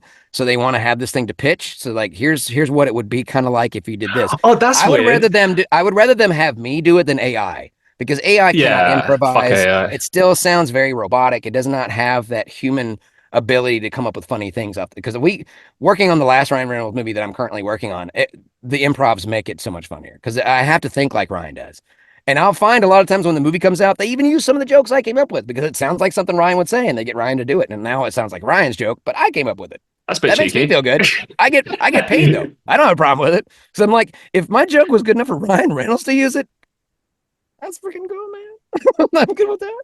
I just love this idea. I have cool stories for podcasts and panels, so I can talk about Ryan Reynolds and my joke. I love this idea of like walking in and like you're not even. Like they haven't even cast you in the movie yet. They're thinking that they want to cast you, and then you hear your voice by someone you know. Like obviously he knows that you do his voice and stuff. It'd just be weird to me to hear my voice being done by another person. Like I hear it all the time. People trying to do impressions, so I'm kind of used to it. I have a funny response automatically. I'm like, don't quit your day job. One thing I just said this on the side that one thing I always used to love. Actually, we might as well bring it up now. Like, so obviously you're the voice, the epic voice guy, the voice behind Honest Trailers. I think that might be where many people might be most familiar with your work from that. And then they'd be shocked finding out that I did all this other stuff, or the vice versa. Like, oh, you're in wait, you're the voice of Honest Trailers. It's one way or the other. Somebody eventually connects the dots. One thing I loved was always at the end of a video, it'd just be like a bunch of stuff in the comments. Random comments. People would send this stuff and just ask you like, can you say this? Can you say this? Can you say this? And I always just wondered like what it would be for you. Like when some of the stuff that comes in, there's probably just like some weird lingo where you have to like Urban Dictionary and be like, what the hell is this? Freaking clue. Some of them are so stupid because they're based on like memes, and they want me to read it as closely to the way that they wrote it as possible. It's downright ridiculous to be honest. My absolute favorite was just like someone just getting you to just say beeps or something weird. We kind of phased that out. So I know, but it was quite just so inappropriate. But I just read the scripts, people. I promise. Okay, we've moved on to abs and memes, so we can make fun of the guys now. We got those man boobs. Okay, so a couple of questions with this. First question: where does this voice come from? How do you build this particular voice? Well, that one was just kind of a conglomerate of all the other movie trailer voices out there. I started off doing a Donald LaFontaine impression, who was like the godfather of all movie trailer voices. The most famous one people would recognize him for is probably Terminator, Judgment Day. You know, he just had that hardcore edge action sound. So I started there, and then I kind of worked my way into doing my own voice with the producer that worked with my first manager, who had found me on YouTube just doing a compilation that I had created myself of. I was like, you know what, it'd be funny to have a movie trailer that literally covers every different genre of movie, so I can do all the different movie trailer voices. So you start off with one, and then the next one goes into this one. The guy who does this, his name is Ashton Smith. And then I went to Hal Douglas, and then the princess went to a castle far away in a magical land of ponies. That was Hal Douglas who passed away. So I just like, but every trailer led into the next trailer. He found that video. I was like, dude, I feel like you have a lot of potential. A lot of people don't even know who these voice actors are. And you do spot on sound-alikes for all these guys. We think you have your own trailer voice in there somewhere, but we'd like to work with you in person. So that's kind of how it became a thing. So it's kind of I kind of just threw all the main 3 or 4 movie trailer guys into a blender, and then this came out. So There you go. It's not a very I long always story, say, unfortunately. no. I just love hearing that because I think one of the things that always stood out to me was the different inflections you use. Like one that just comes to mind is the Home Alone one, where it's like a lot higher, and like every single Christmas trailer was always like that, Yeah. and it's just spot on. Like you can tell that you do That a lot was of my research that's my into it. actual family friendly trailer voice that I booked for a whole bunch because they were actually like, wait, we've never done a. And I told them back then, it's like, why aren't we doing kid movies? Why aren't we doing Yeah, cartoons? I do more than one trailer voice, right? It was like really hard to get through that I do a whole lot more than what I do. And then I started, it's like, oh, by the way, I'm friends with so and so. Would you like him to read the comments for the end of this because this is his movie? So that's how you got Max from Goofy Movie at the end of the Goofy Movie on his trailer. Like I'm friends with those folks, so I bring them in. Like I had my buddy Elias come in for the Machinima trailer, whatever video game, Ex Machina. Hmm. He plays one of the, so he's Jensen Ackle or Jensen, whatever his name is. And he did the comments at the end of that. So I'm friends with these folks. I like to have them involved with it. And I don't think that any other voice actor that does movie trailer type stuff has that. What I can do for them, I don't think anybody else could do. Not very well anyway. Because I'm more than just a standard. I'm more than just a voiceover artist. I'm a voice I'm so actor. much more. So No, I agree. I agree with that, of course. I was booking the first one of those I think I booked was Smurfs, and that was just a voice coming soon to own on DVD, The Smurfs. And so I just sent them a clip of one of the trailers I actually did. They're like, "Oh yeah, we could do." And then we did Frozen, and holy crap, it just blew up the internet. It was 30 million views in a couple of weeks, and they're like, "Man, we need to do more kids movies." I'm like, freaking thing. I said, It's also, we should be doing horror movie trailers. I also do a horror movie trailer voice, and we should be doing video games. Oh, we don't have an audience for that 2 weeks later. Hey, we're going to be doing video game honest trailers. I'm like, oh, I wonder who gave you that idea. I just love where they came from. Like the kids ones always reminded me of like, and for those there'll be people listening that won't know what I'm talking about. So in the 90s and 2000s, when like a lot of Disney movies were on home VHS, they would like put these video packages together, a big trailer, maybe 5-10 minutes at the beginning, which advertised every other film, and it was like, okay, great, but I just want to watch the movie already. But they were actually really well put together, and one of the things that always stood out was the voice acting or the voiceovers in it. His name was Mark Elliott. He passed away 2 years ago, though. Rest in peace. But yeah, Mark Elliott was the Disney voice, and everybody. What you guys would know him from is from TikTok. There's a lot of just those clips of coming soon to own on Disney DVD, just released from the Disney Vault. He was just that guy. There's a lot of different projects. I just want to kind of run through just a few particular ones that I sort of took from your IMDb that stood out. Just so you know, personally. my IMDb is not 100% accurate. I don't know how people add and take away things on that thing. Really?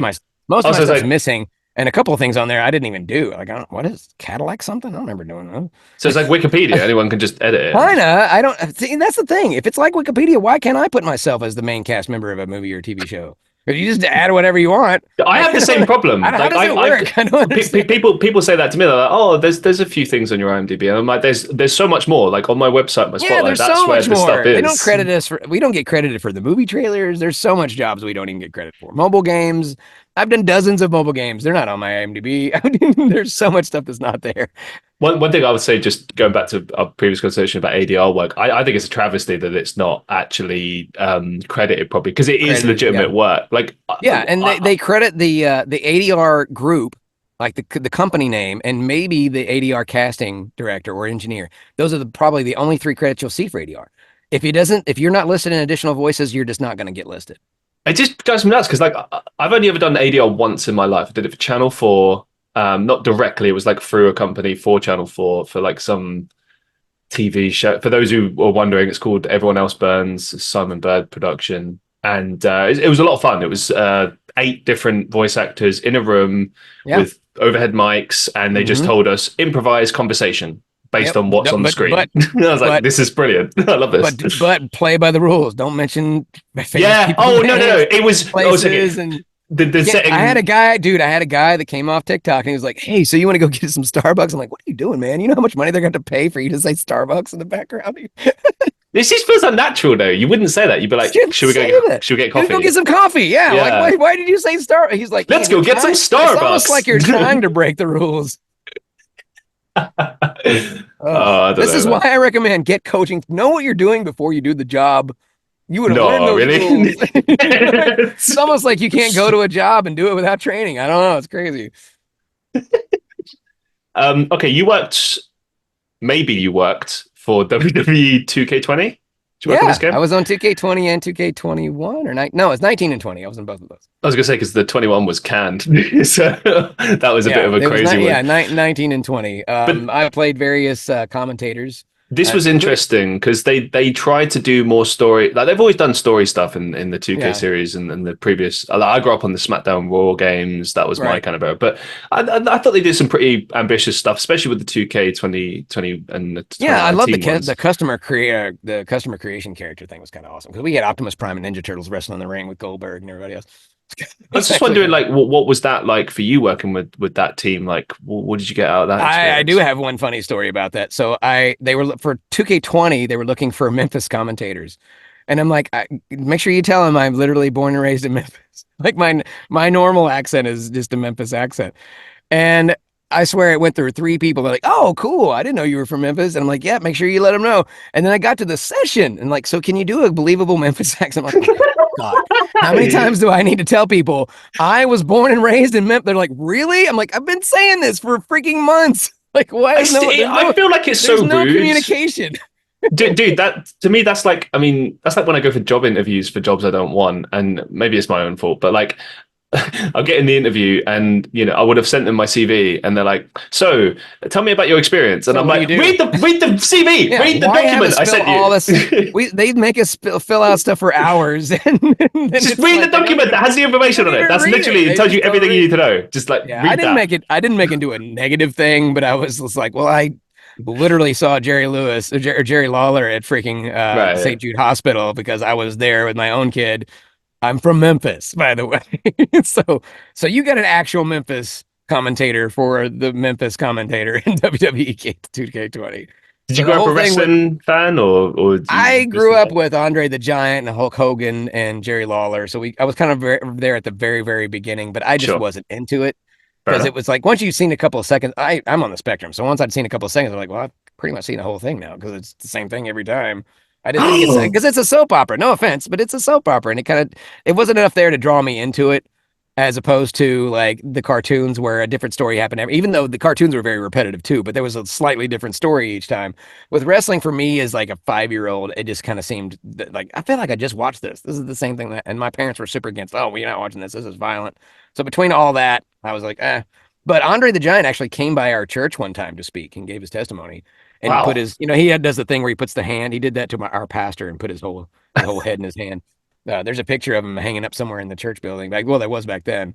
Him Wow. standing next to and the pastor was 6'1" or so, and he's like right here on Andre the Giant. You worked with the Nostalgia Critic. For Yeah, those a who few don't times. know, Been a minute though. yeah, this is like old YouTube lore, like early 2000s. For those who don't know, basically he did movie reviews. That was kind of his thing. Yeah, Although his brand, they had a crew, so they kind of included sketches and kind of parodied the movie in the review. But yeah, they were kind of like it was Honest Trailers, Nostalgia Critic, and Cinema Sins were like the three main guys that right? did movie trailer stuff or movie stuff. And we were guests together at some convention, and then he found out what I could do. It's the same thing with everybody. When they all find out that I'm not just the announcer, when I'm not just a voiceover artist, and they found that I don't just do this the announcer voice, and all of a sudden it's like, oh crap, you can do all this other stuff. He's like, I have so many more ideas now. We got to do some more stuff. And then we did a couple of things, and I never heard from him again. So I don't know what happened. It just makes me feel like it just feel like you've been used a little bit. I don't know. Maybe it's just No, me. I mean it was It's fine. It was like I got promotion out of it. It was a collab, and it helped me get okay. some views. It helped me have something for IMDb, and it was cool to work with him. Yeah, Cool. if it doesn't work out, I don't get hung up on things that don't work out or they don't continue to use me. Like for example, I absolutely freaking love working with How It Should Have Ended. They're one of my favorite groups to work with. They're not a stickler about the audio. They let me improvise, come up. They don't always use it, but I give them a lot of in fact, if anything, I give them too much because for Indominus Rex, they said we had the worst time trying to pick the voice for the fun because all of them were so freaking. I gave them three really funny different versions and they end up settling on Paula Deen because it's just bitter and all. I'm gonna eat you now. Okay. It's like that. They just thought that one was the funniest. But those guys don't hire me every week. They hire me every once in a while, and they don't really hire me as per se, like, hey, we've got like 2-3 lines. Can you think you could do these? And I'm always like, I try to show how quick I could do these things. So you can hire me more because look how fast I get it back to you. But, they like to do their own voices, and I understand if I was making my own animated projects, which I am, by the way, that's news. Ooh. I'm starting my own animation company. I've already got 6 series. I've got one that's really, really well fleshed out with over 90 episodes in a film, synopses written, 4 episodes drafted, and then I've got 5 others where I've got pitches done, pitch decks are finished. I've got 4 show Bibles out of 6 finished. So I'm totally going to cast myself for a lot of my own characters too. So I'm not going to feel bad if anybody doesn't hire me as much as they hire themselves. No matter how bad they are or good they are at voices, it doesn't matter because it's their show. It's their project. If they want to do the voices for it, I will respect the crap out of that because I know that's what I want to do for myself. But would I do more voices now? If I could, yes, because I love working with them so much. And their stuff's really funny and it's well animated. So, but you don't get to pick, So if I don't hear from those guys in a year, I got to work on them. I got to do stuff. I know eventually they know I'm here. They know how to contact me, but I don't have to. I try not to get hold up on stuff like that. But yeah, every once in a while I'll get to do a cool thing. I'll do. You probably saw the date on that was a long time ago, and then I'll never hear from him again. Or maybe I'll hear from him a year later, or maybe it'll be next week. I never know. But one thing I've learned about this business, not just about jobs that you have done or anything, audition, whatever, you have to have the freaking duck feathers, man. Ducks are awesome. Water never affects them. It goes right off their backs. They can go underwater, come out, and not be wet. You have to be that way, or else you will drive yourself crazy and end up quitting, saying, I just can't do this. I never get hired. Why didn't they hire me back? I did such a great job. What? You'll fill yourself full of self-doubt, which will turn into insecurity, which will affect your ability to do the job. I think, like, if anything, what we've really sort of established in this show so far is that it's about, like, believing in like, what you're doing, being a professional and carrying yourself like that. Like, yeah. I've noticed knowing what you're doing, don't get your heart set on anything. You just have to let things roll, but have thick skin and just keep freaking going. It's like Rocky. You just keep going. Even if you lose, you just freaking keep going, man. You keep punching that meat. That hardly sounded bad. Don't say that. So you've been at comic conventions quite a bit. Like, what would you say is your most memorable experience at a Comic-Con? Maybe that was a good question. When I was at San Diego Comic-Con for the very first time, I was walking down the streets of San Diego and I ran into Keith David just there on the street. Holy freaking crap. There's Goliath from Gargoyles. And I'd always wanted to ask him what happened with Transformers. People don't know this, but he was originally supposed to be the voice of Barricade in Transformers 1, 2007. And I was very disappointed because Keith David has the best voice. I love Peter Cullen's voice, but Keith David's voice is it's my favorite freaking voice. It's so freaking good. And he did the voice for the pre-released video games for Transformers, but did not end up being the voice in the movie. So first thing I said was, like, every time I see a commercial for the Navy, I get a big smile on my face because he's the guy that's like, the Navy, he's the commercial for that. And he's like, here's the funniest part. Like, he responds, that's just how he sounds, everybody. He goes, thank you very much. I appreciate that. I'm like, holy crap, that sounds so cool. Just normal conversation.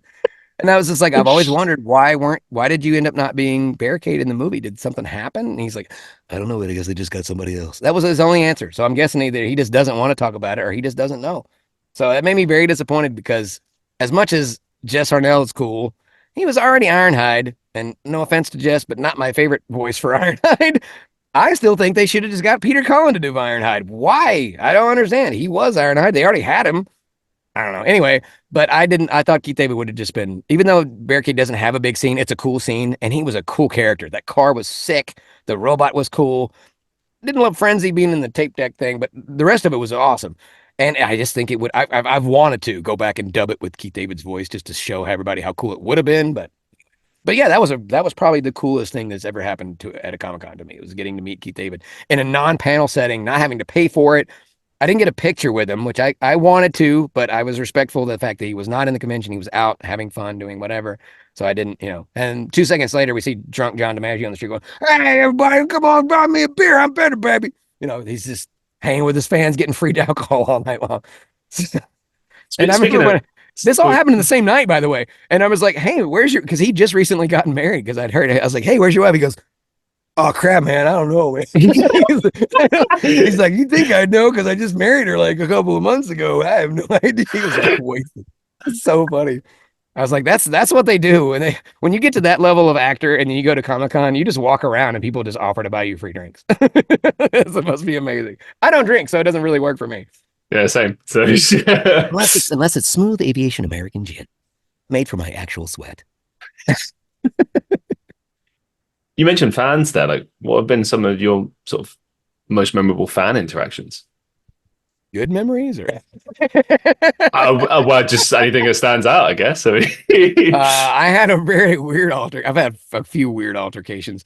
I had a guy that was like, I don't know if you remember that scene in the Jim Carrey Batman, is it Batman and Robin or Batman Forever, where he grabs Bruce Wayne's hand and he won't, like, he's like, I'm gonna need a hand back. I had that happen for real. Like, this oh guy got a no. hold of my hand, he starts shaking my hand, and then his other hand grabs my forearm, and then he's not letting go. And when I try to pull, he pulled back. And he was literally Chris Farleying me. He was like, "Hey, you remember that one thing you did that one time? That was cool." He just went on, and I'm like, "Yeah, I know, I was there." And finally, my wife at the time was like, "Hey, we need to go." I'm like, "Yeah, we need to go." And he's like, "Oh, okay." And then he let go of me. I was a little concerned, to be honest with you, because he just latched on. And that's when I learned, like, fist bumps. Do never shake people's hands. Don't give them the chance to hold on to you. Keep that in mind. Way to get bitten or worse. Who knows? What has voice acting taught you about life? That life is a grind. That nothing is guaranteed. There is no 100% that you're going to be here tomorrow and be fine. You may have a job today and be broke the next day. You may be booking a show that's the most popular show in the world, and then the end of the season comes and you find out you're not getting renewed, and then now what? So yeah, even you mentioned earlier, it's like you still have to audition and you still have to grind. Every voice actor has to grind. I literally got a message from Maurice LaMarche a couple of weeks ago. I had an audition for Orson Welles, and I'm like, why didn't they send this to Maurice LaMarche? He literally does that voice for Pinky and the Brain. It doesn't make any sense why they didn't do it. When I sent it to him without listening to it because I was on the road, but when I listened to it, it was young. It was a very, very young Orson Welles, where he sounded like this. He did sound like this, like his old voice that, Maurice LaMarche is known for doing. Yes, always. And he was just way, way higher than that. He's like, that maybe that's the reason why. He said, he's like, I'm not saying that I own that voice or anything, but you'd think, being the guy who has did that for like a dozen years as a main character, that I'd be the go-to guy for an Orson Welles sound like. But here we are. He's like, I appreciate you letting me know, though. And I said, well, I didn't know. I said, I didn't want to assume that you were too busy or that the rate was too low for you, because I don't know. He said, let me tell you something, John. Everybody grinds. Everybody. Even the guys at the very top of the game are doing everything they can and auditioning and doing stuff every single day. It never stops. No matter what level you get to, you always have to grind. And I feel like the same thing with life. If you don't grind, you'll die, or you'll just get complacent and lazy and you'll just waste your life away and not accomplish anything. And you just have to keep going. And I've applied that same thing to my personal life. I don't just sit around. That's how you get unhealthy. I freaking get out and hike. I make stuff. I create stuff. If I'm not auditioning, I'm writing. I'm getting out there working. I'm going to do a stand-up thing, or I'm going to an event. I'm networking. I'm doing something. I'm doing something that will help my career and help me stay mentally healthy and physically healthy. So you have to freaking grind, man. If you sit still, you might as well throw yourself in a box and bury yourself, because you won't go anywhere if you're standing still. You only get somewhere if you're actually going there. What's the biggest mistake you've made that you learned a valuable life lesson from? I went to the studio with no pants on. That was a big, big problem for everybody except for me. No, I'm just kidding. Your face was like, wait, really? Well, I don't know. I mean, maybe that some people would get uptight about that. Like, don't be wearing shorts here. I feel like I wished I had known the proper way to audition when I first started, as opposing to my biggest problem was I'm a perfectionist. It's part of being on the spectrum. It has to be freaking perfect. And I didn't realize, like with the little intro thing we did today, I don't have to read it verbatim. It does not have to be perfect. And if I mess up, just freaking keep going. Don't act like you didn't even make a mistake. Don't say, oh, sorry. I'm sorry. So let me do that again. You know how you don't get cast back? If every time you mess up, go, oh man, sorry. Because all it shows is a lack of confidence and a lack of experience, and just shows like you don't really know what you're doing. Even if you do, it's going to look like you don't. So to have that confidence and don't apologize, just keep freaking going, or just say, hey, can I do one more of those? And just keep doing it. Because you're human. And once I understood that I don't have to be picky until I get the job. If I haven't got the job yet, that's when you're supposed to have fun with it. A lot of people are not having fun with the auditions. They're just reading them and they're just line reading them. They're not having any fun. It's most of the job, guys. If it's not fun, then you're not enjoying your job anymore. It's going to start feeling like work.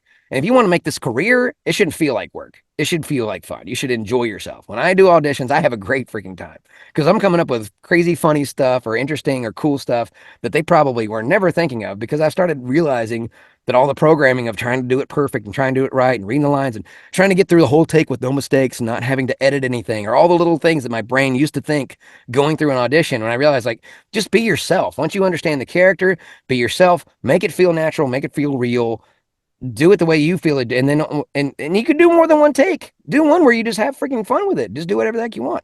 There's no rule. I mean, unless they specifically write down no slates, no, only one take. Like if they're very specific in their audition, give them what they want. But if they're just a standard audition, like here, send this in, here's how you label it, freaking do your thing. Don't just try to do it because 90% of people are going to do what you're thinking about doing. They're going to read it exactly the way it's written. They're going to be so stickler about that voiceover description. They're going to get 90 people out of 100 that are going to do the same thing. And I bet the top 10 people who do something different than they did and didn't put so much effort into being perfect and making it sound exactly like what's written and doing exactly what the voice does, those are the guys that are going to get whittled down to the one that gets hired. That's the way it happens every time. Thank you for sharing. Really appreciate it. It's good advice. It took me freaking 10 years to understand that. I can't even imagine how much more work I could have gotten or how much further in my career I would have gotten if I had understood that ahead of time. But it's not about being perfect. It's not about reading it exactly the way it's written and trying to be just so polished and professional. They don't want polished professionals. I don't know if you saw auditions lately. Guy, real, next door, not a storyteller, not a professional, not commercial sounding, not commercially. That's actually a word they use now. They tack on -e at the end of commercial. That's the opposite. It's opposite of what I do. It's got to be casual, unless it's very specifically like for a joke. They're doing a fake movie trailer. They want it to sound like a real movie trailer. So when you're in on the joke, you understand. But if it's just an open, normal audition, don't do it the way everybody else does it. What's the best advice you've ever received? But the worst thing they can do is say no.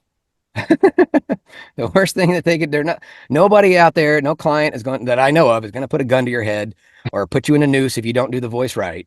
You just won't get the job. The end. That's the worst that can possibly happen to you. So freaking go for it, man. Don't be afraid. Just freaking do it. What's the biggest life lesson you've learned so far? That meat is bad for my body. That is the big one. That's not a rule for everybody, but that's the biggest one for me. My life completely changed when I cut meat and pork out. So wow. I know How long? Not the question not the answer you were expecting. No. Hey, listen. It's any answer is the right answer. I feel like how long have you been not eating meat? Like, so I mean, I'll have a little cheat every once in a while. I'm not full-fledged vegan or anything like that. I'm not crazy or any, I'm not saying they are crazy, but I've seen people that can be crazy about being vegan because they're so sticklers about being vegan. But I mostly vegetarian. I'll still have chicken and every once in a while fish, but never fried if I can help it. For me, that's a cheat meal to fry it. I have to be very specific about not eating beef and pork. I just didn't know. I had no idea that, I mean, people have noticed. You can see I have a neck now and a jawline when I used to be this big around and I look like Kingpin, like the comic book version, not the Vincent D'Onofrio version. And I realized that was a big chunk of it was just bacon and pork and beef. So it's just the fat, isn't it? Yeah. I really don't know, but for whatever reason, it just slows down my entire digestive process. It causes me to retain weight and gain weight rather than losing weight. So I started switching to things that just go through your body naturally, normal speed. And all of a sudden the weight just, and then I just started adding an exercise every day because I feel like what is it going to matter that I'm great at voiceover if I'm freaking dead or in a hospital bed because I'm too big to fit in the freaking booth. I've been 335 pounds, 35 pounds was my heaviest. It was not healthy. I looked like I was having a heart attack just from tying my shoes and standing back up. It's rough. So yeah, I feel like your physical health and your mental health, obviously, but your physical health can either shorten your career or it can make it last longer. So you just have to be careful because I have seen a few people that were bigger, lost weight, physically change their voices. And I'm thankful that it did not. That's what I was wondering about. Yeah. I got that question a lot. I was like, hey, does your voice change? I don't know if you're familiar with the Pawn Stars series on History, I think it is. Anyway. Yeah. The guys in Las Vegas. Big, heavy set guy lost a ton of weight. His voice went up. Well, now he sounds like this, but he used to sound like this. And I was like, whoa, crap. And I was in the middle of losing weight when I saw that. And so I messaged a few guys that were bigger, like Kevin Michael Richardson. I said, hey, you've been a big guy and you've gone, and I just said, does it affect your voice at all?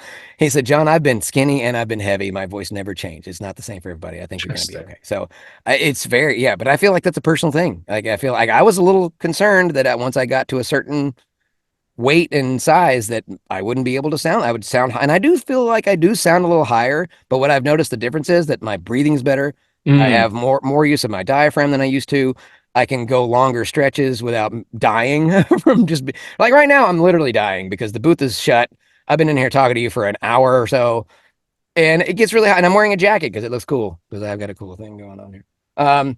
But dude, at 330 pounds, you think I would have been 20 minutes. I'd be okay. Interview's over. I can't live in here anymore. I'd be opening the door going, air, air. I think there's something to that. Like I've noticed over the last, let me see, I've been training since May 2022, and that's around the time I changed the diet as well. And the voice acting since then has gotten a lot better. And I don't know if that's just Yeah. because of constant practice or if it's maybe I because feel of like it those does. things I too. feel like your health does have a big factor in it because breathing is such a big part of what we do. Right. And at a bad, unhealthy weight, we're just even out of shape. Your breathing is not, you'll be doing that so much more trying to get through dialogue. I remember that being the biggest problem is having to edit out breaths twice as long as I do now. Now I just have to worry about hiccups. Sorry. So So did you, it's one of those things where I could instantly tell just based on watching old stuff I did versus new stuff, being able to do this with minimal having to suck air so much and my face being like it's a little red now because it's warm in here. But dude, it would be beet red. Like it would be glowing like a tomato within a few minutes because I was just at such an unhealthy weight and I couldn't getting into clothes was it was also very self-conscious. I was very insecure about my weight. I had a lot of haters and trolls, which just made me want to eat more instead of eating better. And it's all just kind of compiled into affecting every area of my life, both personally and my career. So your physical health is so important. And I feel like I have the right to talk about it without being like, I'm not fat shaming anybody. I'm saying be healthy. That's it. I'm not saying be yeah, skinny, be ripped, be anything else. Eat better and a lot of people ask me what my secret was. There is no real secret. I think that all of us know because we've been ourselves our whole lives. We all know what we should and shouldn't eat. We yeah. can tell based on what we eat if that's good for us or not. I knew deep down that bacon and beef were bad for me and dairy and and sugar and eating excessively, eating it late at night. I knew all this stuff. I didn't need anybody to tell me a diet to know those things. So I just started doing the right thing. And I feel like most people know I shouldn't eat this or I should eat this. They just choose wrong. And then they want to blame other people or look for some fast track way to lose weight when they've just been choosing wrong. I was like, okay, here's what you do. Stop choosing wrong and start choosing right. And don't look for fad diets. Just don't choose wrong anymore. If you're going to choose badly, pick two floating meals a week, not a day. Don't give yourself a whole day. Pick two floating meals a week that you can put anywhere in the week. You eat 3 times a day, that's 21 meals. 2 out of 21, eat whatever. The rest of the time, go back to being healthy. Do not make it a diet, make it a lifestyle change. That was the biggest thing that changed for me in my life. I completely agree with you. And when I started looking at it more like, food is energy, it's fuel, right? So Yeah. obviously, if same way like you would service a car, if you treat it with the cheapest stuff, the terrible stuff, it's not going to work as well. Like No, if you there's a put the wrong gas reason, in the car, it's going to freaking break down. yeah, there's a reason you feel tired after, like, for instance, I have to be careful eating, and I've switched to like whole wheat pasta, stuff like that. But it's because it's pure carb, it's not really, Yeah. I doesn't had to really get give very you creative. much. Yeah, I had to get it's super tired. creative, but I started noticing that a lot of people, they make low carb bread, they make low Right. carb wraps, they make veggie noodles instead of a pasta that's made with bread. There's so many, they make vegan Alfredo sauce or things that are made without the dairy that are much lower in fat, much lower in sugar, or don't have any sugar at all. Those are the things I just choose different options. I mean, I'm not eating much different than I used to eat, but when I go to example, when I go to get my food, I'll get large waters. These are all waters, man, and they're free at this one particular restaurant. And Cool. I get grilled chicken only. That's it. I'm not going to get a full sandwich. If I do order a sandwich, I order as a lettuce wrap. I don't get the bread. I don't get the sauce. I don't get the cheese. I don't get the bacon. I just get the basic stuff. And what I started noticing, because this changed my life even more, I noticed that I was paying more money for less food, which made me automatically want to go to the grocery store instead and buy food for cheaper and eat the same things. Then I started realizing how to do meal prep instead and how to do portion sizes and how to kind of like space it. Like, for example, yesterday in the morning, I had 12 grilled nuggets and a large water. That's 30 something ounces. And then there was like two or three, I don't eat closer than 2 or 3 hours together. Then I had another 12 grilled nuggets and some water. And then went on I went on a hike in between and then had grilled nuggets and a water afterwards. And then went and did some more exercise after that for another good hour or so. And then I made myself some low carb chili that was literally just grilled chicken, 98% fat free chili, and added black beans to it. I put a little bit of vegan cheese on there, no extra stuff, no sour cream, no sauces, I put a little bit of crackers. That was my only cheat. But the way that I did that, I lost weight that way. And it's all about intake versus outtake. Yeah. It's how fast that stuff stays in your system. And are you burning more calories in the day than you're eating? And I learned this. Guess who I learned this from? Yeah, Arnold Schwarzenegger over there. Yeah. He's like, you just have to eat low calorie. You burn more calories than you eat every day. That's all there is to it. I'm like, man, that is so freaking simple. I don't know why I didn't think about that. So, and here's the thing. Some people don't have to cut their calories. Some people are having 600 to 1,000 calories per meal, but they're burning that much because they're working out or they're just busy all day long. As long as your lifestyle balances out how much you're inputting and outputting, you're fine. But if you're stationary, if you get sick, if you work at home in a booth all day long and you can't really get out, I got a treadmill. I got a freaking workout machine in the backyard now. I got that from another voice actor. Because I just like, I need to have an option. If you're stationary, you got to find a way to get the exercise in. If you cannot do exercise, then you have to be careful about how many calories you have every day. I didn't mean for this to get in a whole it's voiceover, but it's directly related to my job, because if I'm not healthy, I can't do this job. I can't do video game sessions go to 2 to 4 hours long. That's really hard to do when you're 300 something pounds and you're just waiting and you cannot freaking breathe, sweating through my clothes and having to change my clothes 3 or 4 times in a session, or just standing there in nothing but boxer shorts because I'm sweating myself to death. And this is I did these sessions at night when it's supposed to be cooler. It's just that hot. But if I was unhealthy or if I had heart issues or anything else, like I had high blood pressure, I had a list of heart medical conditions in my family on both sides. There's a lot of things I needed. Diabetes, you had to be very careful, more than most folks do.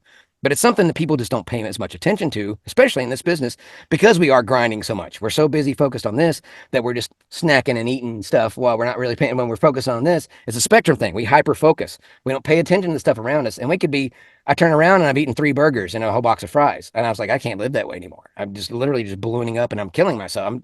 It's suicide by slowest death possible. Just eating myself to death eventually. So I just couldn't do that anymore. And now I'm half the size that I used to be. I'm still working on it. I'm not skinny yet. I still got man boobs.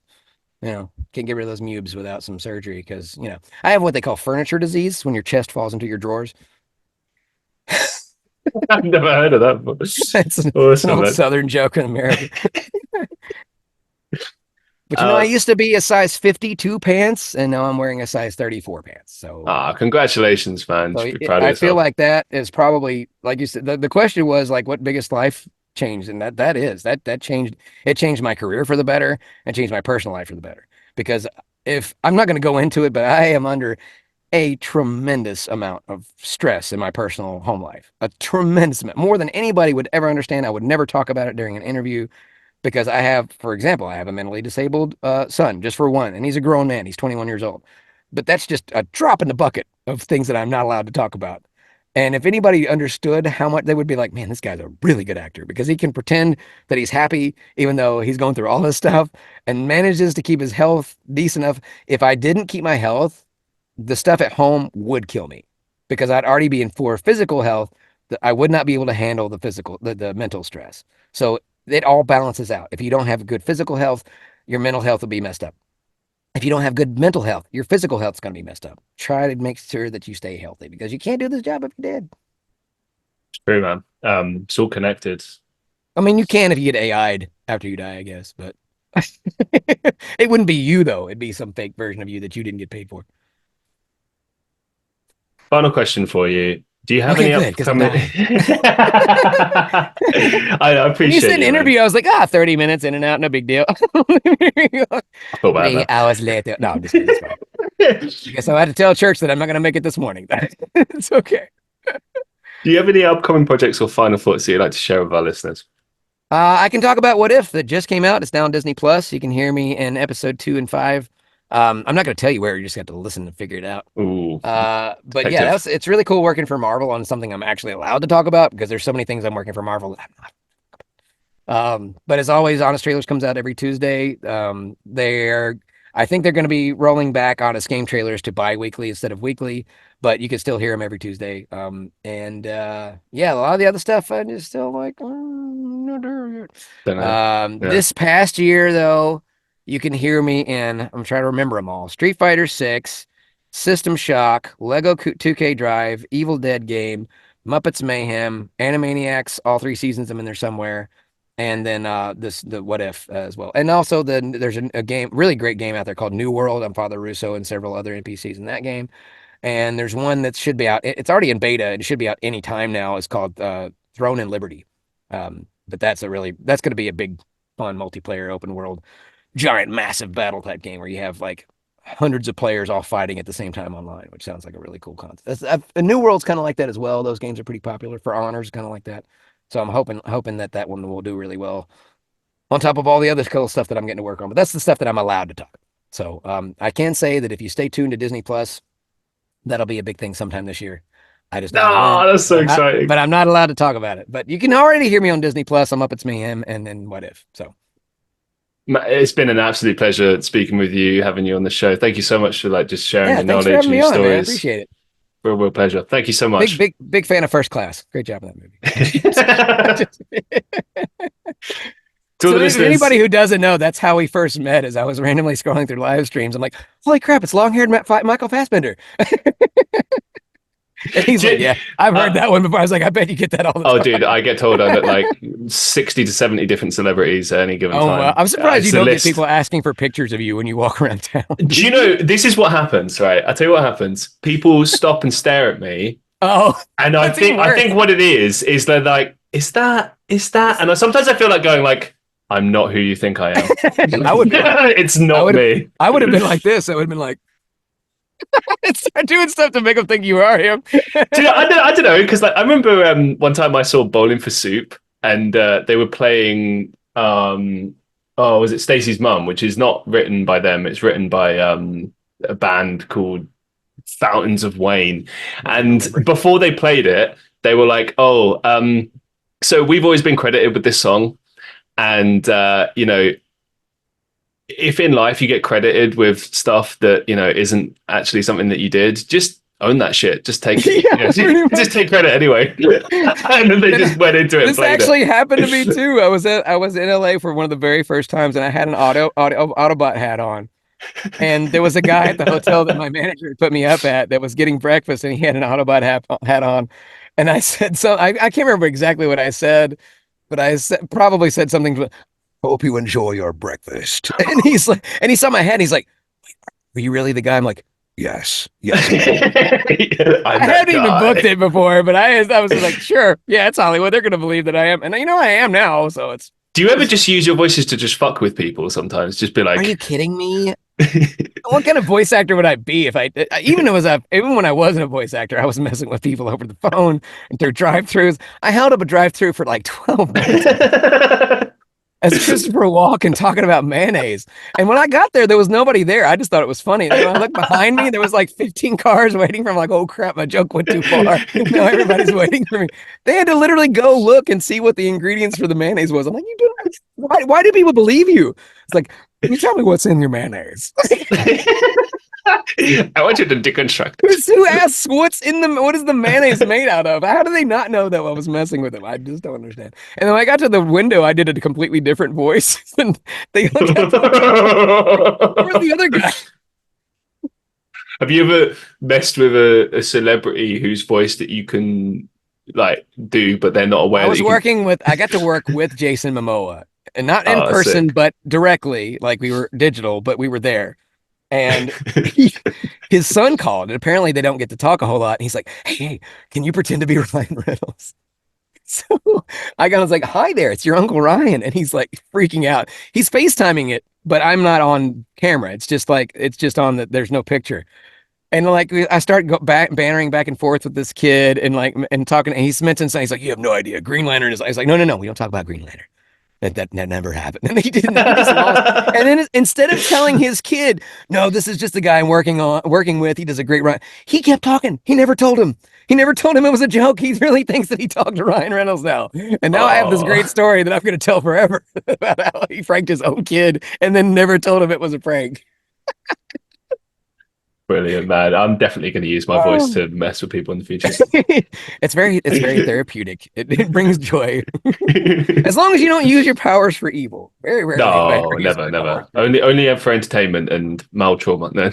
I know that Don LaFontaine back in the day when his voice changed and he just started sounding like he said he had kids in middle school because his voice changed in middle school. So he sounded like wow. In a world when he was in middle school, he said he would be like, "Johnny can't come to school today. He's sick." He would call in sick for his friends and they would play hooky. I'm like, "You're using your powers for evil."